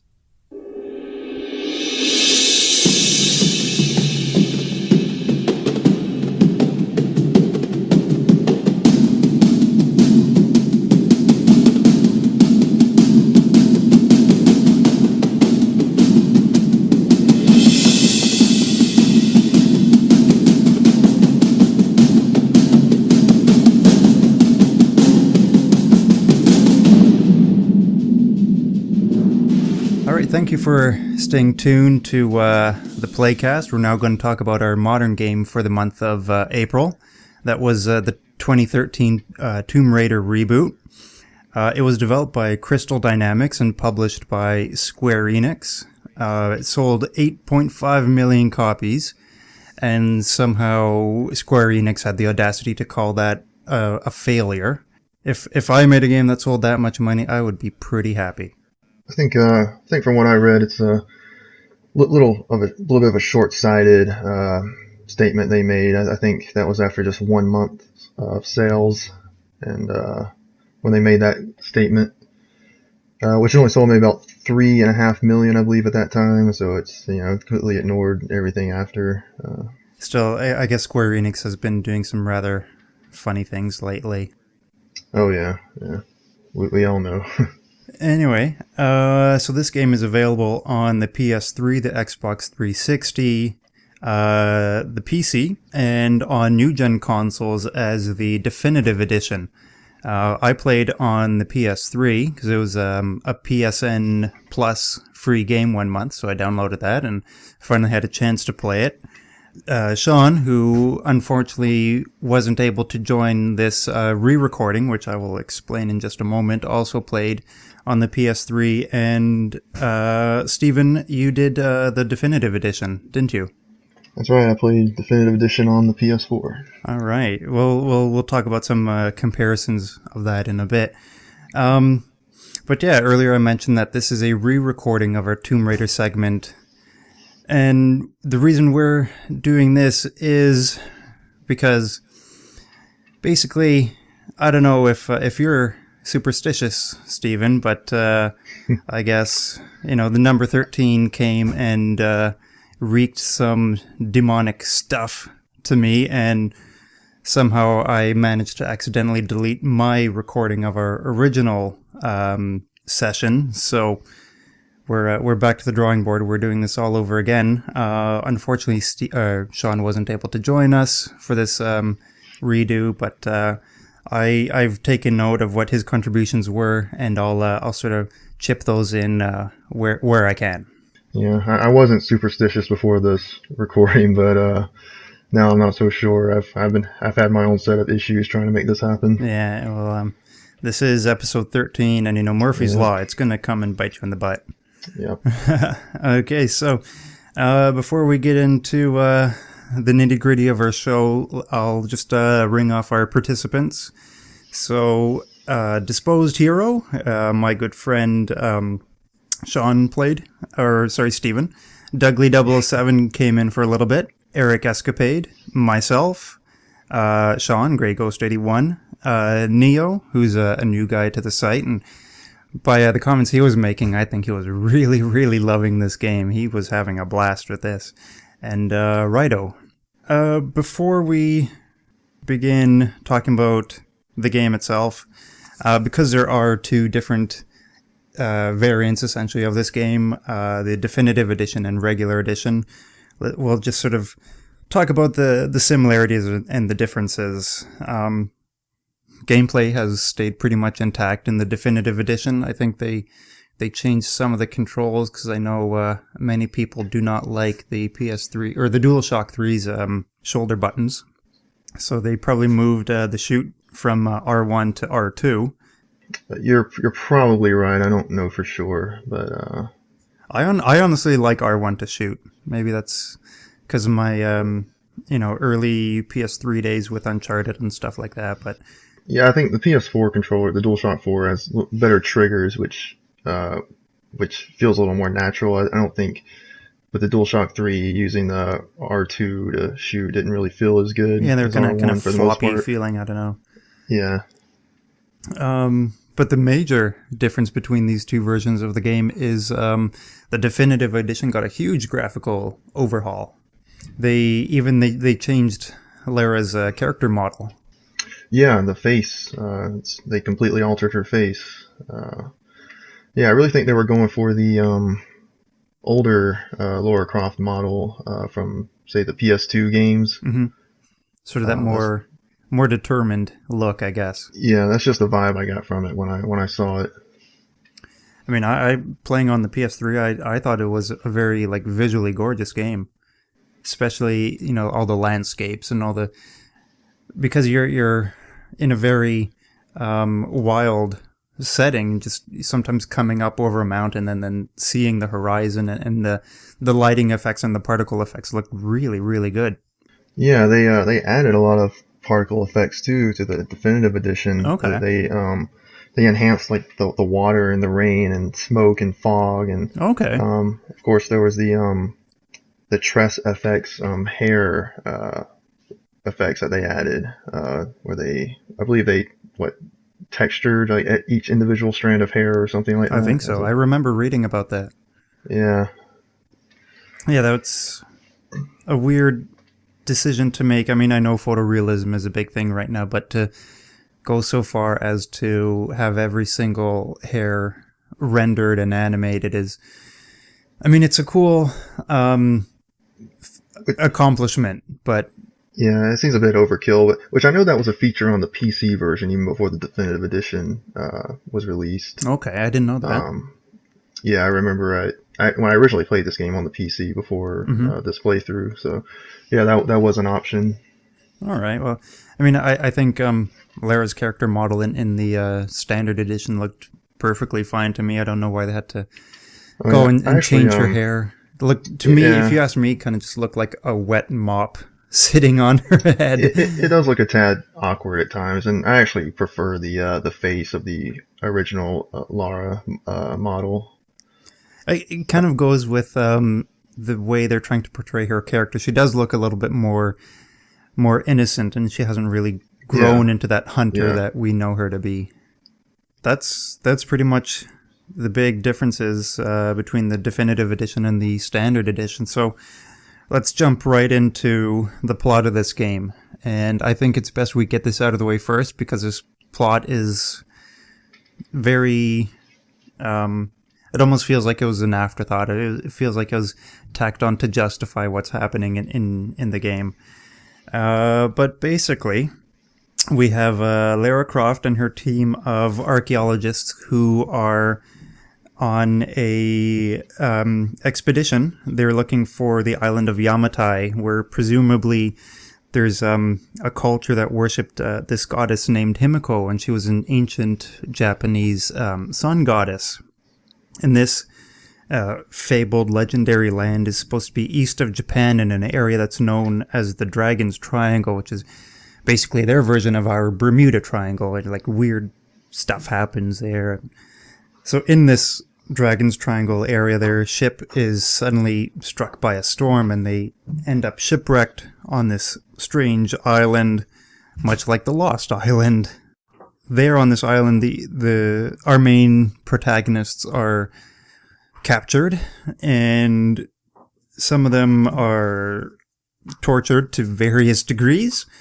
And what basically occurs in the game is that Laura has to save her friends from these deranged cult people who are trying to revive Himiko, and they suspect that one of Laura's friends is the reincarnation of Himiko herself.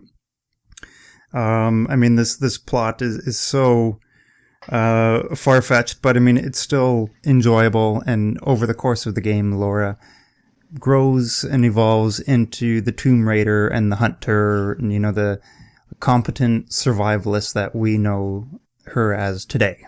And that's the big thing. This game pushes that Laura grows from, you know, an innocent person into a hard-boiled survivor. Yeah, you know, I personally enjoy the story. It's you know, story in games is something that people complain about a lot, but I guess I don't really think about it too much. I just sort of take it for what it is, take it at face value, and I guess I just consider myself being more along for the ride, and you know, I mean, I enjoyed it for what it is. That's fair, and I think that's kind of what this was. This game wasn't really setting out to be some major, deep, intellectual thing. It wanted to give an origin story to the Tomb Raider, and it was Crystal Dynamics' interpretation of how Lara Croft became the character that we all have known and grown to love. I think the real meat of this game and the best aspect of this game is the gameplay. It's a stealth game in a sense, and I say that because stealth is encouraged and it's not forced, and that in our early previous attempt at this recording, that's what Sean had to say, was that this game emphasized stealth and really rewarded it. I think you could, when it was possible, you could sort of sneak around very quietly and get a lay of the land and take out your enemies sort of one by one, pick them off with, you know, headshots one at a time. Yeah, but the game doesn't punish you for you know, screwing it up, basically. No, you're never punished for going in, you know, full on Rambo style. And, well, in some games, you know, if you're trying to be stealthy but you get spotted, then you can be punished for that sometimes. I mean, there are games that it's just automatic kill when you get discovered, and other games, it makes it much more difficult to progress through an area when you're not playing stealthy. But I don't feel like this game does that at all. You can pretty much choose your approach, and any approach is really a viable approach. Exactly, and I think they wanted to sort of work with that, hunter-hunted type thing. Another area that this game really excels in is the weapons. They all feel and sound really good, and there's no right or wrong way to approach any situation. You can stealth through it, or you can go in guns blazing, and you can really use whatever item you feel is you're most comfortable with. So in my case, I heavily relied on the bow and arrow and the shotgun and assault rifle to lesser extents. Because whenever I'm presented with an opportunity to stealth in a game, that's what I'm going to go with. I think, and we all had unique approaches to the combat and the gameplay, so this was an interesting thing that we can talk about. Yeah, I found myself using all the weapons pretty evenly for the most part. Using the bow for the stealth situations, and pistol for picking off enemies at a distance, shotgun for close range, and rifle for sort of thinning the herd, so to speak. Every weapon had its own sort of purpose. Right. Tomb Raider had a very well integrated sort of mechanic where it was called survival instinct, and in this mode everything sort of goes into a monochromatic grayscale, and only objectives and key items of interest will be highlighted in a bright gold and yellow color. But it only worked when you were staying still, and Sean had a lot of praise for this system, because he really thinks that these sort of pinging features, radar features, really eliminate any of the challenge in the modern games. And he really liked the way it was achieved in Tomb Raider, because you couldn't just leave it on and take any difficulty out of the game. You couldn't rely on it. It was more of like, imagine what a hunter would do if he's stalking his prey in the forest. He kind of hunkers down, gets a lay of the land, uses all of his senses to really get an assessment of the situation, and that's what they conveyed in this game with survivor instinct. Yeah, I agree with everything you said, but I guess that I kind of didn't like that it didn't work while you were moving, because I like to use it to hunt down collectibles in this game. So, yeah, you're very much a collectible guy. Yeah, I mean, it's a very superficial and silly reason, but I can totally see where you guys are coming from with liking that it doesn't work while moving. It's sort of like detective vision in Batman. I mean, right. Like in Batman, I had sort of not really a justification for it, but like I had my reason for liking it, and that was the fact that those Batman games are so dark, and it's hard to really tell where your next objective is. And so for it to highlight in yellow, it was helpful, especially if you're playing for 10 minutes and you don't know where to go. But in the case of Tomb Raider, I think your objective was always clear to you. Like you were never sort of running around looking for the exit into the next area. It's like the layout, I think, was perfect, and it didn't hold your hand. It gave you enough of a challenge, but you were never, confused about what you had to do next. Yeah, most of the areas are pretty linear, and the objectives were, pretty well laid out. There were a few points where I relied on it just to figure out the actual objective as opposed to collectibles, but yeah, for the most part, it wasn't really necessary, I would say, just something to sort of hold your hand a little bit. Yeah, it gave you those useful hints every now and then. Yeah, just help you keep you from getting frustrated. Yeah, for sure. And like any modern game, this game has an RPG style upgrade system, which really kind of emphasizes that notion that Lara is becoming and evolving into a survivor. I mean, like her survival skills get better, her hunting skills get better with the more skill points that you allot into certain areas. So like it didn't feel tacked on like in other games, and it didn't feel like it was sort of, you know, an incentive to go out of your way and hunt, you know, X many number of a certain animal. It really reinforced the fact that at the beginning of this game, you're very inexperienced survivalist, essentially. And towards the end, you progress into a competent hunter, Tomb Raider. Yeah, I guess as far as Lara's actual character upgrades, I didn't really. I actually don't even remember a lot of what they were. I mean, aside from, I know there were some for like collecting extra scrap or whatever for upgrading weapons, and upgrades that will help her collect more ammo from dead enemies. There was that, yeah. There was like recover your arrow when you shoot it into something. There were you know, like better takedowns that you could unlock. Yeah, which those really come in handy later in the game. Yeah, I did make good use of those. Yeah. Mm-hmm.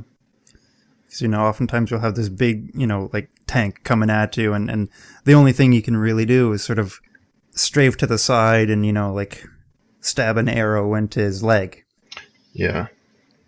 Which really segues nicely into another heavily used element of this game, which was QuickTime events.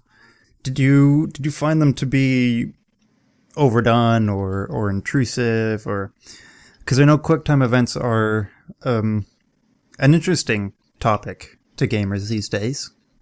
Yeah, I'm not as against QuickTime events as a lot of people seem to be. Like I don't love them, but anytime a QuickTime event pops up, I'm not just find it to be this super negative thing. Mm-hmm. I feel like in this game they were, at least for me, just they were fine. I don't feel like they were overly done, and I don't feel like they were really annoying like they are in some games. There's just sometimes if you screw up a QuickTime event, it's like an instant game over. There were a lot of those, yeah. Well, it did, but it's like an entire, like, there were some games like you play like an entire sequence over. In this game, usually if you just screwed up, you would start you right back at that specific point rather than having to play a 2-minute sequence over and over again. Yeah, those QuickTime events were very brief, and they were more like just to suddenly ramp up the tension. Yeah. What I had a problem with was like unlocking doors with the pickaxe and cranking levers with the pickaxes. You just had to really button mash on that square button. I think and Sean brought up a really good point. He sort of harkened back to 50 Cent Blood on the Sand, where if you wanted to open the door, you just walked up to a door, pressed the signified button, and 50 opens the door. There's no QuickTime event to just open the door. It was sort of streamlined that way. I agree with that 100%. It does feel kind of silly sometimes to sit there and just use a crank or to use the little pickaxe to open a door and just hammer on a button to make it happen. It feels for very mundane tasks. Yeah. I mean, just like it worked just fine. Like you or Sean said, works just fine in 50 Cent just to press the button one time and make it happen rather than have to tap the button mercilessly to open a door. Yeah. One area where I think the QuickTime events were done really well, where there would be areas where you'd have to take Laura off this really intimidating cliff, and there'd be a ledge at the other end, and you had to press the button that would make her catch the edge right at the right moment, or else she would fall to her doom. And I think those were really cool. I think it kind of simulated that experience of just taking a leap of faith. Yeah, it kind of gives you that, like, you have a couple seconds just to press that button at the right time. I actually don't know what happens if you don't get it. I guess she just falls. She just doesn't make the jump. Okay. Yeah, I mean, and that the traversal borrows a lot from the Uncharted games, and in the sense that like every level has some sort of verticality, and pretty much everything is climbable. I thought the fact that, well, every level was straightforward, but you had to always sort of think about what's above me. Maybe there's something that I need that's above me or below me. I can climb down into this area. I can climb up into this area. I thought that was an interesting twist into the approach that I had to take. Yeah, I think the comparison to Uncharted is a very appropriate one. A lot of games have sort of copied that style of platforming over the years. I've actually played a little bit of Uncharted 2 shortly after beating Tomb Raider, just to kind of compare the gameplay a little bit.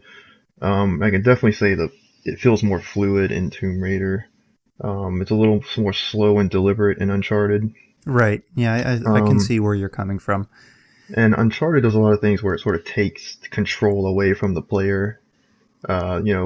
While Drake is climbing on something, things will sort of break away and he'll sort of clutch at something, or like a rail will break and he'll swing around. And it does happen some in Tomb Raider, but not nearly as much, often. Yeah, so it doesn't take control away from the player, which I think is...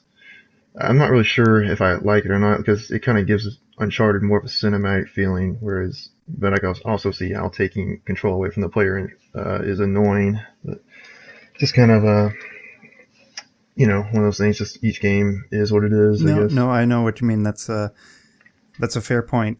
I mean, like, I think when Tomb Raider came out, that was a big comparison that people were making. Like, this game is just like Uncharted. But you have to remember that Uncharted was influenced by the earlier sort of PS1, PS2 Tomb Raider games. So it all kind of came full circle here. Yeah. Yeah, it really does. I think if there's one thing that definitely felt like Uncharted to me was the gunfights. I would agree. Oftentimes, you were never... Well, there were a few instances where you were in really tight areas and you had to sort of fend off, a few enemy waves.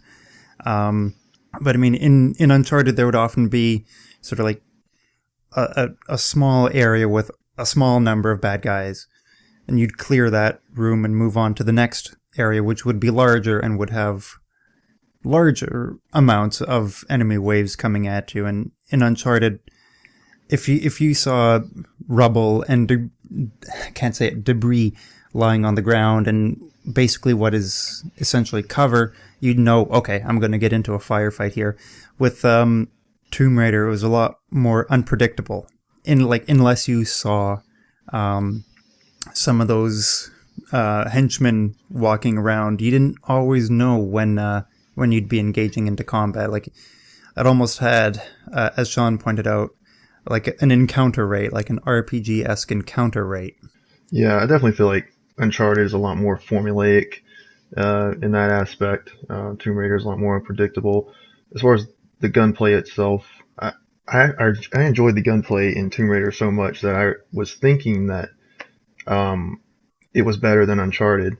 I went back and played a little bit of Uncharted 2, like I said before, and I came back away from that feeling like they're pretty similar. I mean, they're kind of on par. Yeah. I mean, they have their differences, but in terms of like just the fun I was having with the gunplay, it was pretty similar. Yeah, I think. What did you have to say about the level design? There was a lot of interesting areas. You have lush jungle environments. You have snowy mountainsides. Like you said before, just a lot of the environments are just gorgeous. As far as the, I guess actually traversing these areas and actually having to play through these areas, I thought a lot of it was very well done. I actually enjoyed a lot of the interior areas quite a bit, which I think is a big contrast to the outdoor areas. Yeah, no, I agree. I really enjoyed like the tombs and Right. the bunkers. hmm I think those environments to me kind of, it seems like they lend themselves more to the gunplay, which I think I've said before, it was for me was the highlight of the game. Whereas the outdoor environments can sometimes be more about the platforming, which while I still enjoyed it, I enjoyed the gunplay a lot more in this game. Yeah, no, you're definitely right about how each sort of area had its own purpose. I think like everything is climbable, and like definitely the exterior areas were more for that sort of platforming thing. Um, did you have a favorite level or? Um, Let me see. I think one that stood out to me, I think, was the mountain base, which was an interior place. It's where you first find the rifle, Oh, that's right. Mm-hmm. and it's kind of just a lot of things I just mentioned. A lot of good gunfights in that area. Mm-hmm. There was I thought revisiting the Endurance, the wreckage of the Endurance was very interesting. I really like that part and how it kind of Yeah, incorporated interior and exterior segments. yeah, yeah. I That was like the way probably they my did that. favorite moment of the game. It was a little surreal, because you see that, at the beginning of the game in the opening cutscene, and then you're back there. It's just a wreck. There's that scene where Laura, she's looking in the mirror again, and you kind of see like how dirty and disheveled she is compared to the opening part of the game, and it's a really cool area, I They think. definitely want to sort of hammer home that message that she's not the same person that she was at the Right? beginning, Yeah, yeah, right? Like at the beginning of the game, she's very very clean, and that reflects her inner state, which is rather not naive but innocent. I think is a better hmm way to put it. And by the end of the game, she is a real tough-skinned, not cold-blooded murderer, but she becomes a survivor. Um, and I mean, this game is roughly 10, 12 hours, so it's difficult to give a fully fleshed out character progression. So a lot of people say, well, I just shot the deer, and 5 minutes later, I'm mowing down waves of enemies, and Laura's cool with it. yeah, yeah. A lot of these games are like that. You have, um, like you said, a young naive person. Like Far Cry 3 was the same way. He kills the first person that he kills, and he's like, oh my god, I can't believe I just killed somebody. But then 5 minutes later, you're just mowing down enemies, and I think it's just how how it has to be for a video game. I would think, because I think it would be very difficult to show that progression of it kind of gradually getting easier Hmm. to kill. Of course, it's for self-defense. It's not, like you said, not cold-blooded murder, but But it's kind of yeah, for self-preservation. yeah, just getting to where that point where you don't have to deliberate on it, or it's not giving you that sick feeling in your stomach, Hmm. um, like it shows on their first kill. Yeah, for sure. I just think it'd be very difficult to kind of show that progression in a video game. I think And that's one of those things where you kind of have to remember it is a video game. it It's is a video game, and they do have that time constraint, and yeah, um, and it's not a flaw in the writing. I think they just said, we only have a limited amount of time, and we have to take this character from point A to point B. yeah, and it's like maybe the character in a real situation, the character wouldn't be so quick to kill like that after just killing one time. But as the person playing the game, I am, so I want to get on with the action. Yeah. I think, well, as I guess as gamers, we've kind of been conditioned to Yeah, essentially see enemies as obstacles that we can just right, exactly. pump with lead, and then it's not our problem anymore. Yeah, Um, yeah, I think going back to that comparison to Uncharted, this game is definitely a lot grittier, and as Sean said, it's a lot more macabre. I mean, there is blood everywhere, and there is like disfigurement everywhere. You know, you see Laura get impaled by this iron rod, and if you don't accomplish some of these more cinematic sort of interactive cutscenes, you know, Laura gets, you know, stabbed by debris, or, you know, falls off a cliff. I think, I mean, it's difficult to watch. Like, I found the gore to be gratuitous in this case. Yeah, I guess I didn't really think about it too much while I was playing, but looking back, I would agree with that. It's definitely, like I said, far more grittier than Uncharted. I guess I had a thought for a second that, you know, I've been recently playing Mortal Kombat X, and of course Mortal Kombat's as gory as it gets, but I feel like in those games it's the context, it's so much more comical. I think it's supposed to be, it's supposed to be funny. In this game, you know, it's a lot more, it feels more real. It does. So it kind of hits you a little bit harder. It does feel real, and I'm curious to find out if this was an effort to gain our sympathy for Laura. Just, you know, really take her to hell and back again, just so we could feel for her. I'm sure, because they accomplished that for sure. They did. I mean, like, one of my notes on this game is just like how much stuff can go wrong for this one poor person. You know, like how this podcast was plagued by Murphy's Law. Laura is you know, tormented by Murphy's Law in this game. Right.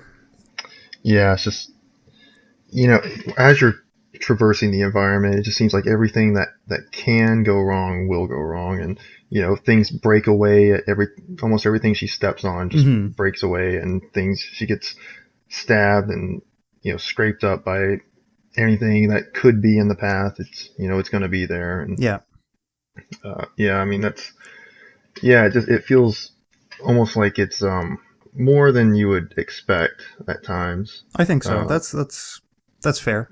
It's like you can't walk over a wooden bridge in this game. You know, if you're going to walk over some kind of wooden platform or a bridge, it's going to break. Yeah.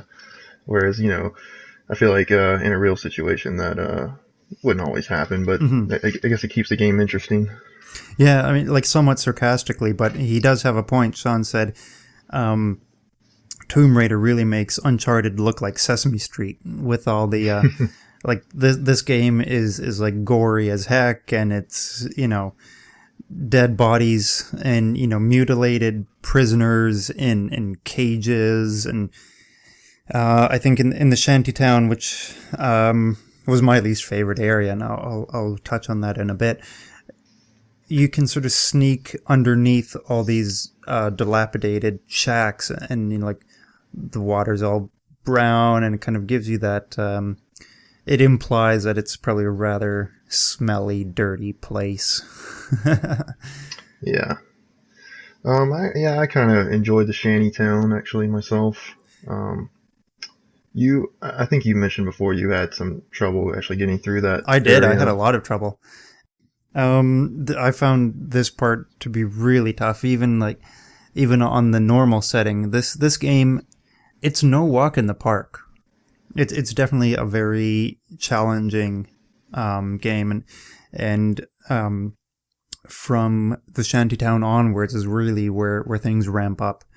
This is where the Uncharted combat really is noticeable. I mean, there are huge waves of enemies in here, and I think I was playing that one sequence where you're sort of climbing above the shantytown and you have to save Grim, and that whole segment must have taken me an hour or 2 hours, because I just couldn't do it. Because what that is, just to provide some context, and so our listeners can remember what that scene was all about, is you kind of climb on these zipline platforms, and they're rather small areas, and 5 other baddies would zipline onto your platform and you'd have to fend them off while there's a couple guys with assault rifles on a higher platform aiming down on you. So that was definitely a very busy, very frantic and frenetic moment in the game. And there are other very chaotic, frantic gunfights. Yeah, I mean, I played the game on normal difficulty, and I guess for the most part I didn't have a whole lot of trouble with those sections. I think there were a couple places later in the game that gave me some trouble, but nothing really like on the scale you're talking about. No, I don't know what it was that gave me such a hard time, but I was playing on normal up to then, and I had to check my ego at the door and drop it down to easy. And I'm a little bit of a masochist sometimes when it comes to games, because I think the first time I played Tomb Raider, I'm not 100% positive, I think the first time I played it on PC, I played it on hard. Okay. The entire game, and I remember being much more frustrated with it. I can during understand that playthrough. That. This time I played the whole game on normal, and I enjoyed it much more. I typically like to play on normal because that's basically how the game is meant to be experienced. I mean, yeah, I agree. Yeah, it's kind of like you said, just the ego thing. I just want to say I beat it on hard, but it's most of the time I get more enjoyment out of the game playing on normal. Mm-hmm. Mm-hmm. So I have to stop torturing myself with these overly difficult games. But yeah, that's. Well, I mean, we all. I think we all like the thrill of a very challenging game. Yeah, it can definitely give you a great sense of accomplishment when something's very difficult and you finally get it right. Oh yeah, that's very, very rewarding. That's a huge reward. Yeah. What did you think of the enemies? Definitely my favorite baddies were the giant storm guards, and I think they were called the Oni warriors, the sort of like samurai guys. Yeah. Those are probably the most interesting enemies in the game. I mean, there wasn't not a whole lot of variety in this game. I think you had basically the cultists on the island, and then the storm guard, and maybe a few wolves here and there. Yeah. Every so often a wolf would kind of jump out and ruin your day, kind of Far Cry style, right? Yeah, there were a couple of sort of boss battles where there was the Russian guy on the ship, and the giant storm guard at the end of the game. It was kind of a similar fight where you just sort of had to evade and hit the weak spot. Yeah, that final storm guard battle. Even though I knew what I had to do, was kind of tricky for me because you have some pretty tight timing windows to pull off those counterattacks. Yeah, you do. And then at some point you have other storm guard kind of coming at you while you're trying to fight the big one, which only adds to the chaos. Yeah.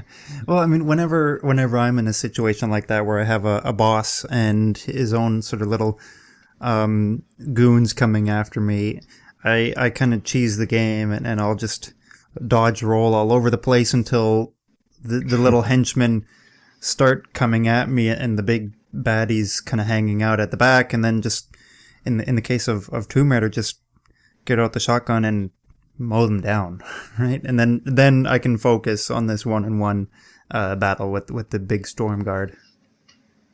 Yeah, that's probably about the good way to go about it. I mean, like, sometimes finding out how to cheese a game is fun, but definitely in something like Tomb Raider, this is not how it was intended to be played. Yeah, I mean, I guess I'm having a hard time, what's the word I'm looking for? Just going along with that, because I just sort of took those guys head on, I guess. That's fair. Whenever I saw one of the goons coming at me, I just pulled out the shotgun and blasted them a couple times, and that usually took care of it. And got back to the main boss guy. Yeah. But yeah, I mean, whatever gets the job done. Yeah, that's true, and it is a game, so it's accepting of any sort of play style.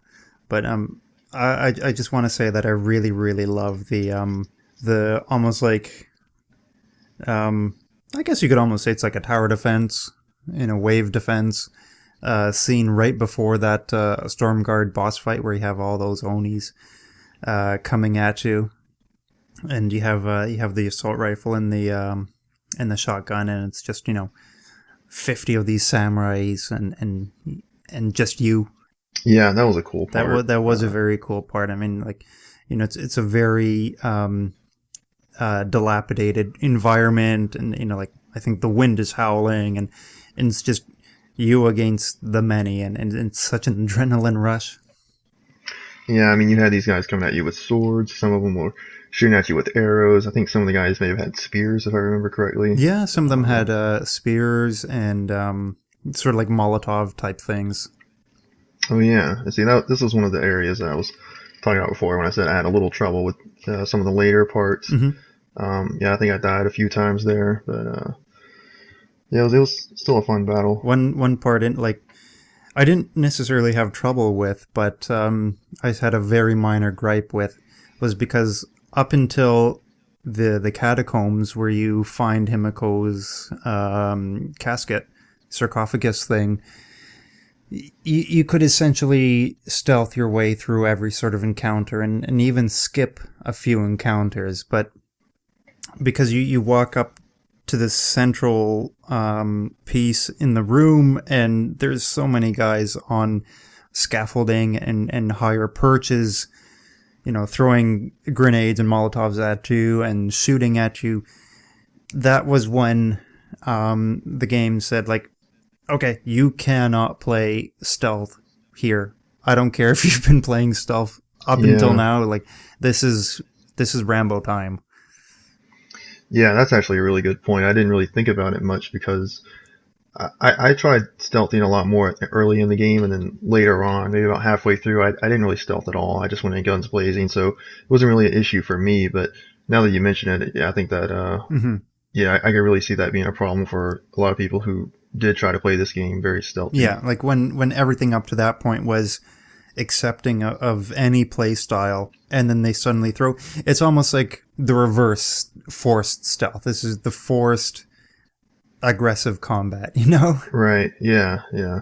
Force Rambo mode. I like that. Yeah, I think I mean this is a reboot, or I guess a reboot and a reinterpretation of a very well-known and well-beloved franchise that has inspired a lot of other games and movies and TV. There's a lot of nods and Easter eggs within this 2013 edition of Tomb Raider to other games, such as there's a very clear reference to a horror movie called The Descent. Did you catch this reference, Stephen? Yeah, I've actually never seen that movie, but I remember seeing the previews when it first came out, and even just only seeing the previews, I recognized that instantly. Yeah. Laura rising from the pool of blood. It's just kind of an iconic scene. It's easy to recognize, and yeah, definitely. I remember when Sean came across that moment, he got pretty excited. He went on the forum and posted sort of the comparison pictures, and it's almost a shot for shot remake of that scene. Yeah, it really is. Mm-hmm. Yeah, Sean had good things to say about that movie. I'll have to check it out sometime. Yeah, it's if you like if you like that sort of almost psychological horror, because it's about these three girls who go spelunking, caving, and everything is sort of cool and fun at the beginning until I guess like everything gets strange and evil. There's monsters down in this cave, and they're eating people. It's been a number of years since I've seen the movie, so I might be wrong, but yeah, another one of those instances where there's a lot of gore and you really begin to feel for these poor females because of the tragedies and the brutality that they're experiencing. Yeah, I think being submerged in a pool of blood is make anybody uncomfortable. Oh, for sure, for Yeah. sure. I didn't notice this little Easter egg to the PS1 Tomb Raiders. I actually had to look this up in a little research that I did after the fact of finishing the game. But if you find all of the collectibles, Laura says, "Aha," like in the original PlayStation games. So I thought that was pretty neat. Yeah, I never really played the earlier Tomb Raider games, so I'm sure I heard Laura say that during this playthrough. I just didn't really think anything of it. It just kind of went right past you. Yeah. Yeah, this is my first Tomb Raider game too, and I mean I had fun with it. I'm looking forward to the sequel that they'll be making. Oh yeah, definitely looking forward to that one. Mm-hmm. And what about the most obvious and most exhilarating nod to the PS1, Tomb Raider Origins, is that dual pistol QTE right at the very end? Yeah, I caught that one. It was funny because after I finished the game, a friend of mine was actually asking me, like, does Laura ever get the dual pistols in this game? And yeah, I didn't want to spoil it, so I'm just like, well, I really have to wait and see. You'll find out. Yeah. I don't know. He might be a little disappointed that it's just a little QTE sequence, but instead of actually being able to have full on gameplay with it. But I don't know. But it's still a pretty exhilarating and exciting scene. Yeah, it's cool. And I think it kind of sets up for the sequel, where I'm sure she'll probably come in the sequel having the dual pistols. Oh, probably. Yeah. 'Cause she even takes on that stance that has become so iconic in the early games, and I think even in the movie with Angelina Jolie, they do that sort of wide stance, dual pistols, aimed straight forward. Yeah. And there was even, like, I guess a very overall reference to the TV series Lost. I mean, you're on this really mysterious, somewhat magical island, and there's supernatural things going on, and a civilization of people who you didn't know were there until you sort of stumble across them, and this group of people turns out to be hostile. I mean, that's almost ripped directly out of Lost. I mean, it's used differently, but it's still very much like Lost. Well, I'll have to take your word for it, because I've never seen Lost, so. One of my favorite shows. Yeah. Okay, I'll have to maybe put it on my radar. I'm like maybe looking for a new show to watch soon. Mm-hmm. Yeah, it's on Netflix, so check it out. Yeah. Anyway, any closing thoughts? I think we've touched on everything. Unless there's anything that you want to add to what. I just want to mention the collectibles a little bit. Because I thought the collectibles were really well done in this game, in my opinion. Okay. I didn't really go for collectibles, really. I'm not that kind of guy when it comes to games. Yeah, it's you have the audio logs, or the diaries scattered around, and they're all well voice acted. And there's like the relics and funny. That's a good point. Yeah. Yeah, there's interesting little trinkets scattered around, and sometimes, actually, Laura will always comment on the various relics you'll find. And the only one I felt like was really a throwaway were the GPS things. They didn't really add anything to the game, really. But other than that, I feel like the collectibles were really well done, much more interesting than a lot of other games. Okay, yeah, that's fair. And I mean, I think there were other collectibles in there, like you said, the GPSs and lighting all the torches in an area, or was it like destroying all the posters in the bunker or something like that? Yeah, it kind of had those overall challenges. Like each area had its own unique challenge, so it would be destroying the posters or lighting the torches or anything like that. Yeah, just something for the completionists out there. Yes, and I did all of them, so. Well, good for you. Yeah, I had to get those PS4 trophies. That's right. Yeah. I'm glad that you brought up those audio logs, because I really thought that the supporting cast in this game were so like one-dimensional and like paper thin. Like Matthias is he's just the token evil guy, and all of Laura's friends are pretty helpless. Yeah, I thought it was weird that not even the characters in the game seemed to care that much when Alex died. No, Alex was the guy on the techie? ship. Yeah, he was the guy who died on the ship. Yeah, I mean, Laura was somewhat heartbroken. I thought he would get his own little campfire Laura's journal entry where she would mention him, but she doesn't mention him at all. No, he dies, and then Laura comes back to the shipwreck beach, and it's just like, hey, Alex is dead. Yep. Okay. And they're all like, who? Cool. What else? But yeah, those audio logs, they really add a lot to the backstory as far as kind of seeing how the cultist group came together and how the idea of reincarnating Himiko came about.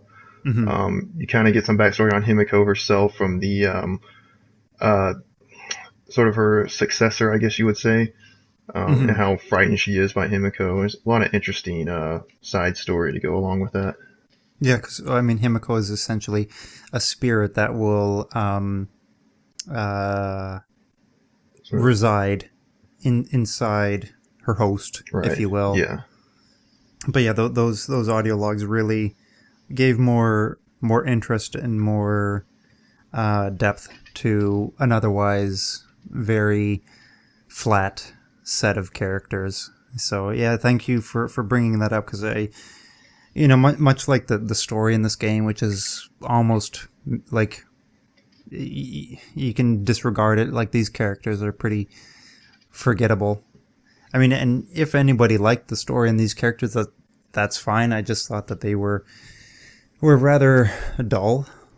Yeah, like I said, I enjoyed the story, but I'm not really too critical on a game story in the first place, so I don't really, I'm sure your points may be perfectly valid. I will totally agree with the cast, though. I thought they were pretty uninteresting for the most part. Mm-hmm. They're very flat. It's just like, de facto bad guy, de facto unrequited love interest, and yeah, I think my sort of closing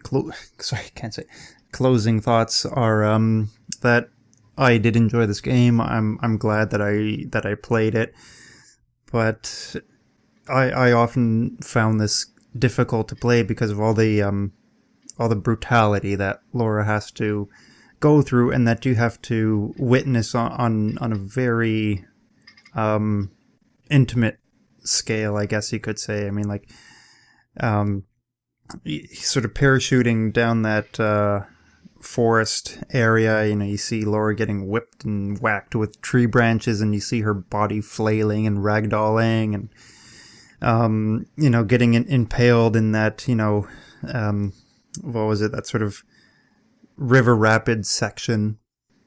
Very, very, very gory, and I just very, very bloody, and I found that a little bit personally too much for me. Yeah, I mean, I could totally see that in hindsight. Wasn't really something I really thought too much about. I wasn't really fazed by it during the game. Overall, I also really enjoyed this game. I enjoyed it more on this playthrough than the first time I played it, which could have been for any number of reasons. Maybe just because it was a community playthrough, maybe because I played the definitive edition, or maybe because I didn't torture myself by playing it on hard. But it could be a combination of all, right? Yeah. Yeah, I had a really good time with it. I'm glad you chose it as a community playthrough. That was Steven Sean who chose it. So big thank you to him. Okay. Yeah, once again, it's unfortunate that he couldn't join us on this retry on this recording, but I think I did convey the most weighty points that he made, and if there's anything that I've forgotten, I'm sure he'll chime in the comments on the forum. So yeah, that's Tomb Raider 2013. Very fun game. Go check it out if you like very action-packed, cross between Rambo and stealth. If you like really highly detailed, gorgeous vistas, and just, an engaging adventure game, go check this out. So next month we're going to make things a little bit easier on you guys, and we're going to play a very fun and just lighthearted, simple game that will be Kirby's Epic Yarn on the Nintendo Wii. This is something that I'm really looking forward to because Kirby, the Game Boy game, was my first Kirby game, and in fact my first Nintendo game, so I think I have a little bit of a soft spot for the Kirby franchise. And, I just love how the Kirby games are so, if not innovative, they're very creative. Like, this is all based on yarn and fabric. And they're just downright fun games to play. All right, so we will see you next month. We'll be talking about Shining Force and Kirby's Epic Yarn. See you guys.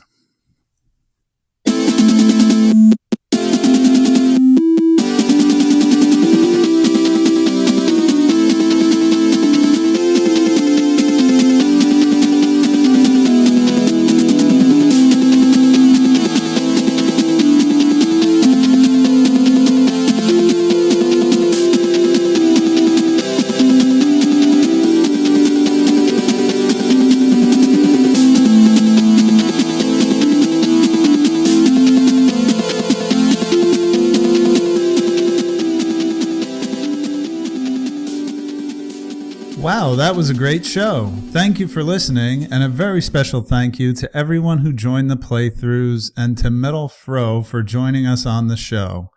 Remember to visit rfgeneration.com to participate in our playthroughs, discuss the games, or leave feedback about this podcast.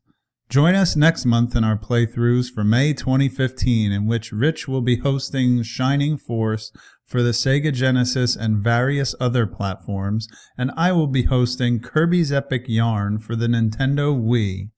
Thank you again for listening, and we'll see you next time on the RF Generation PlayCast.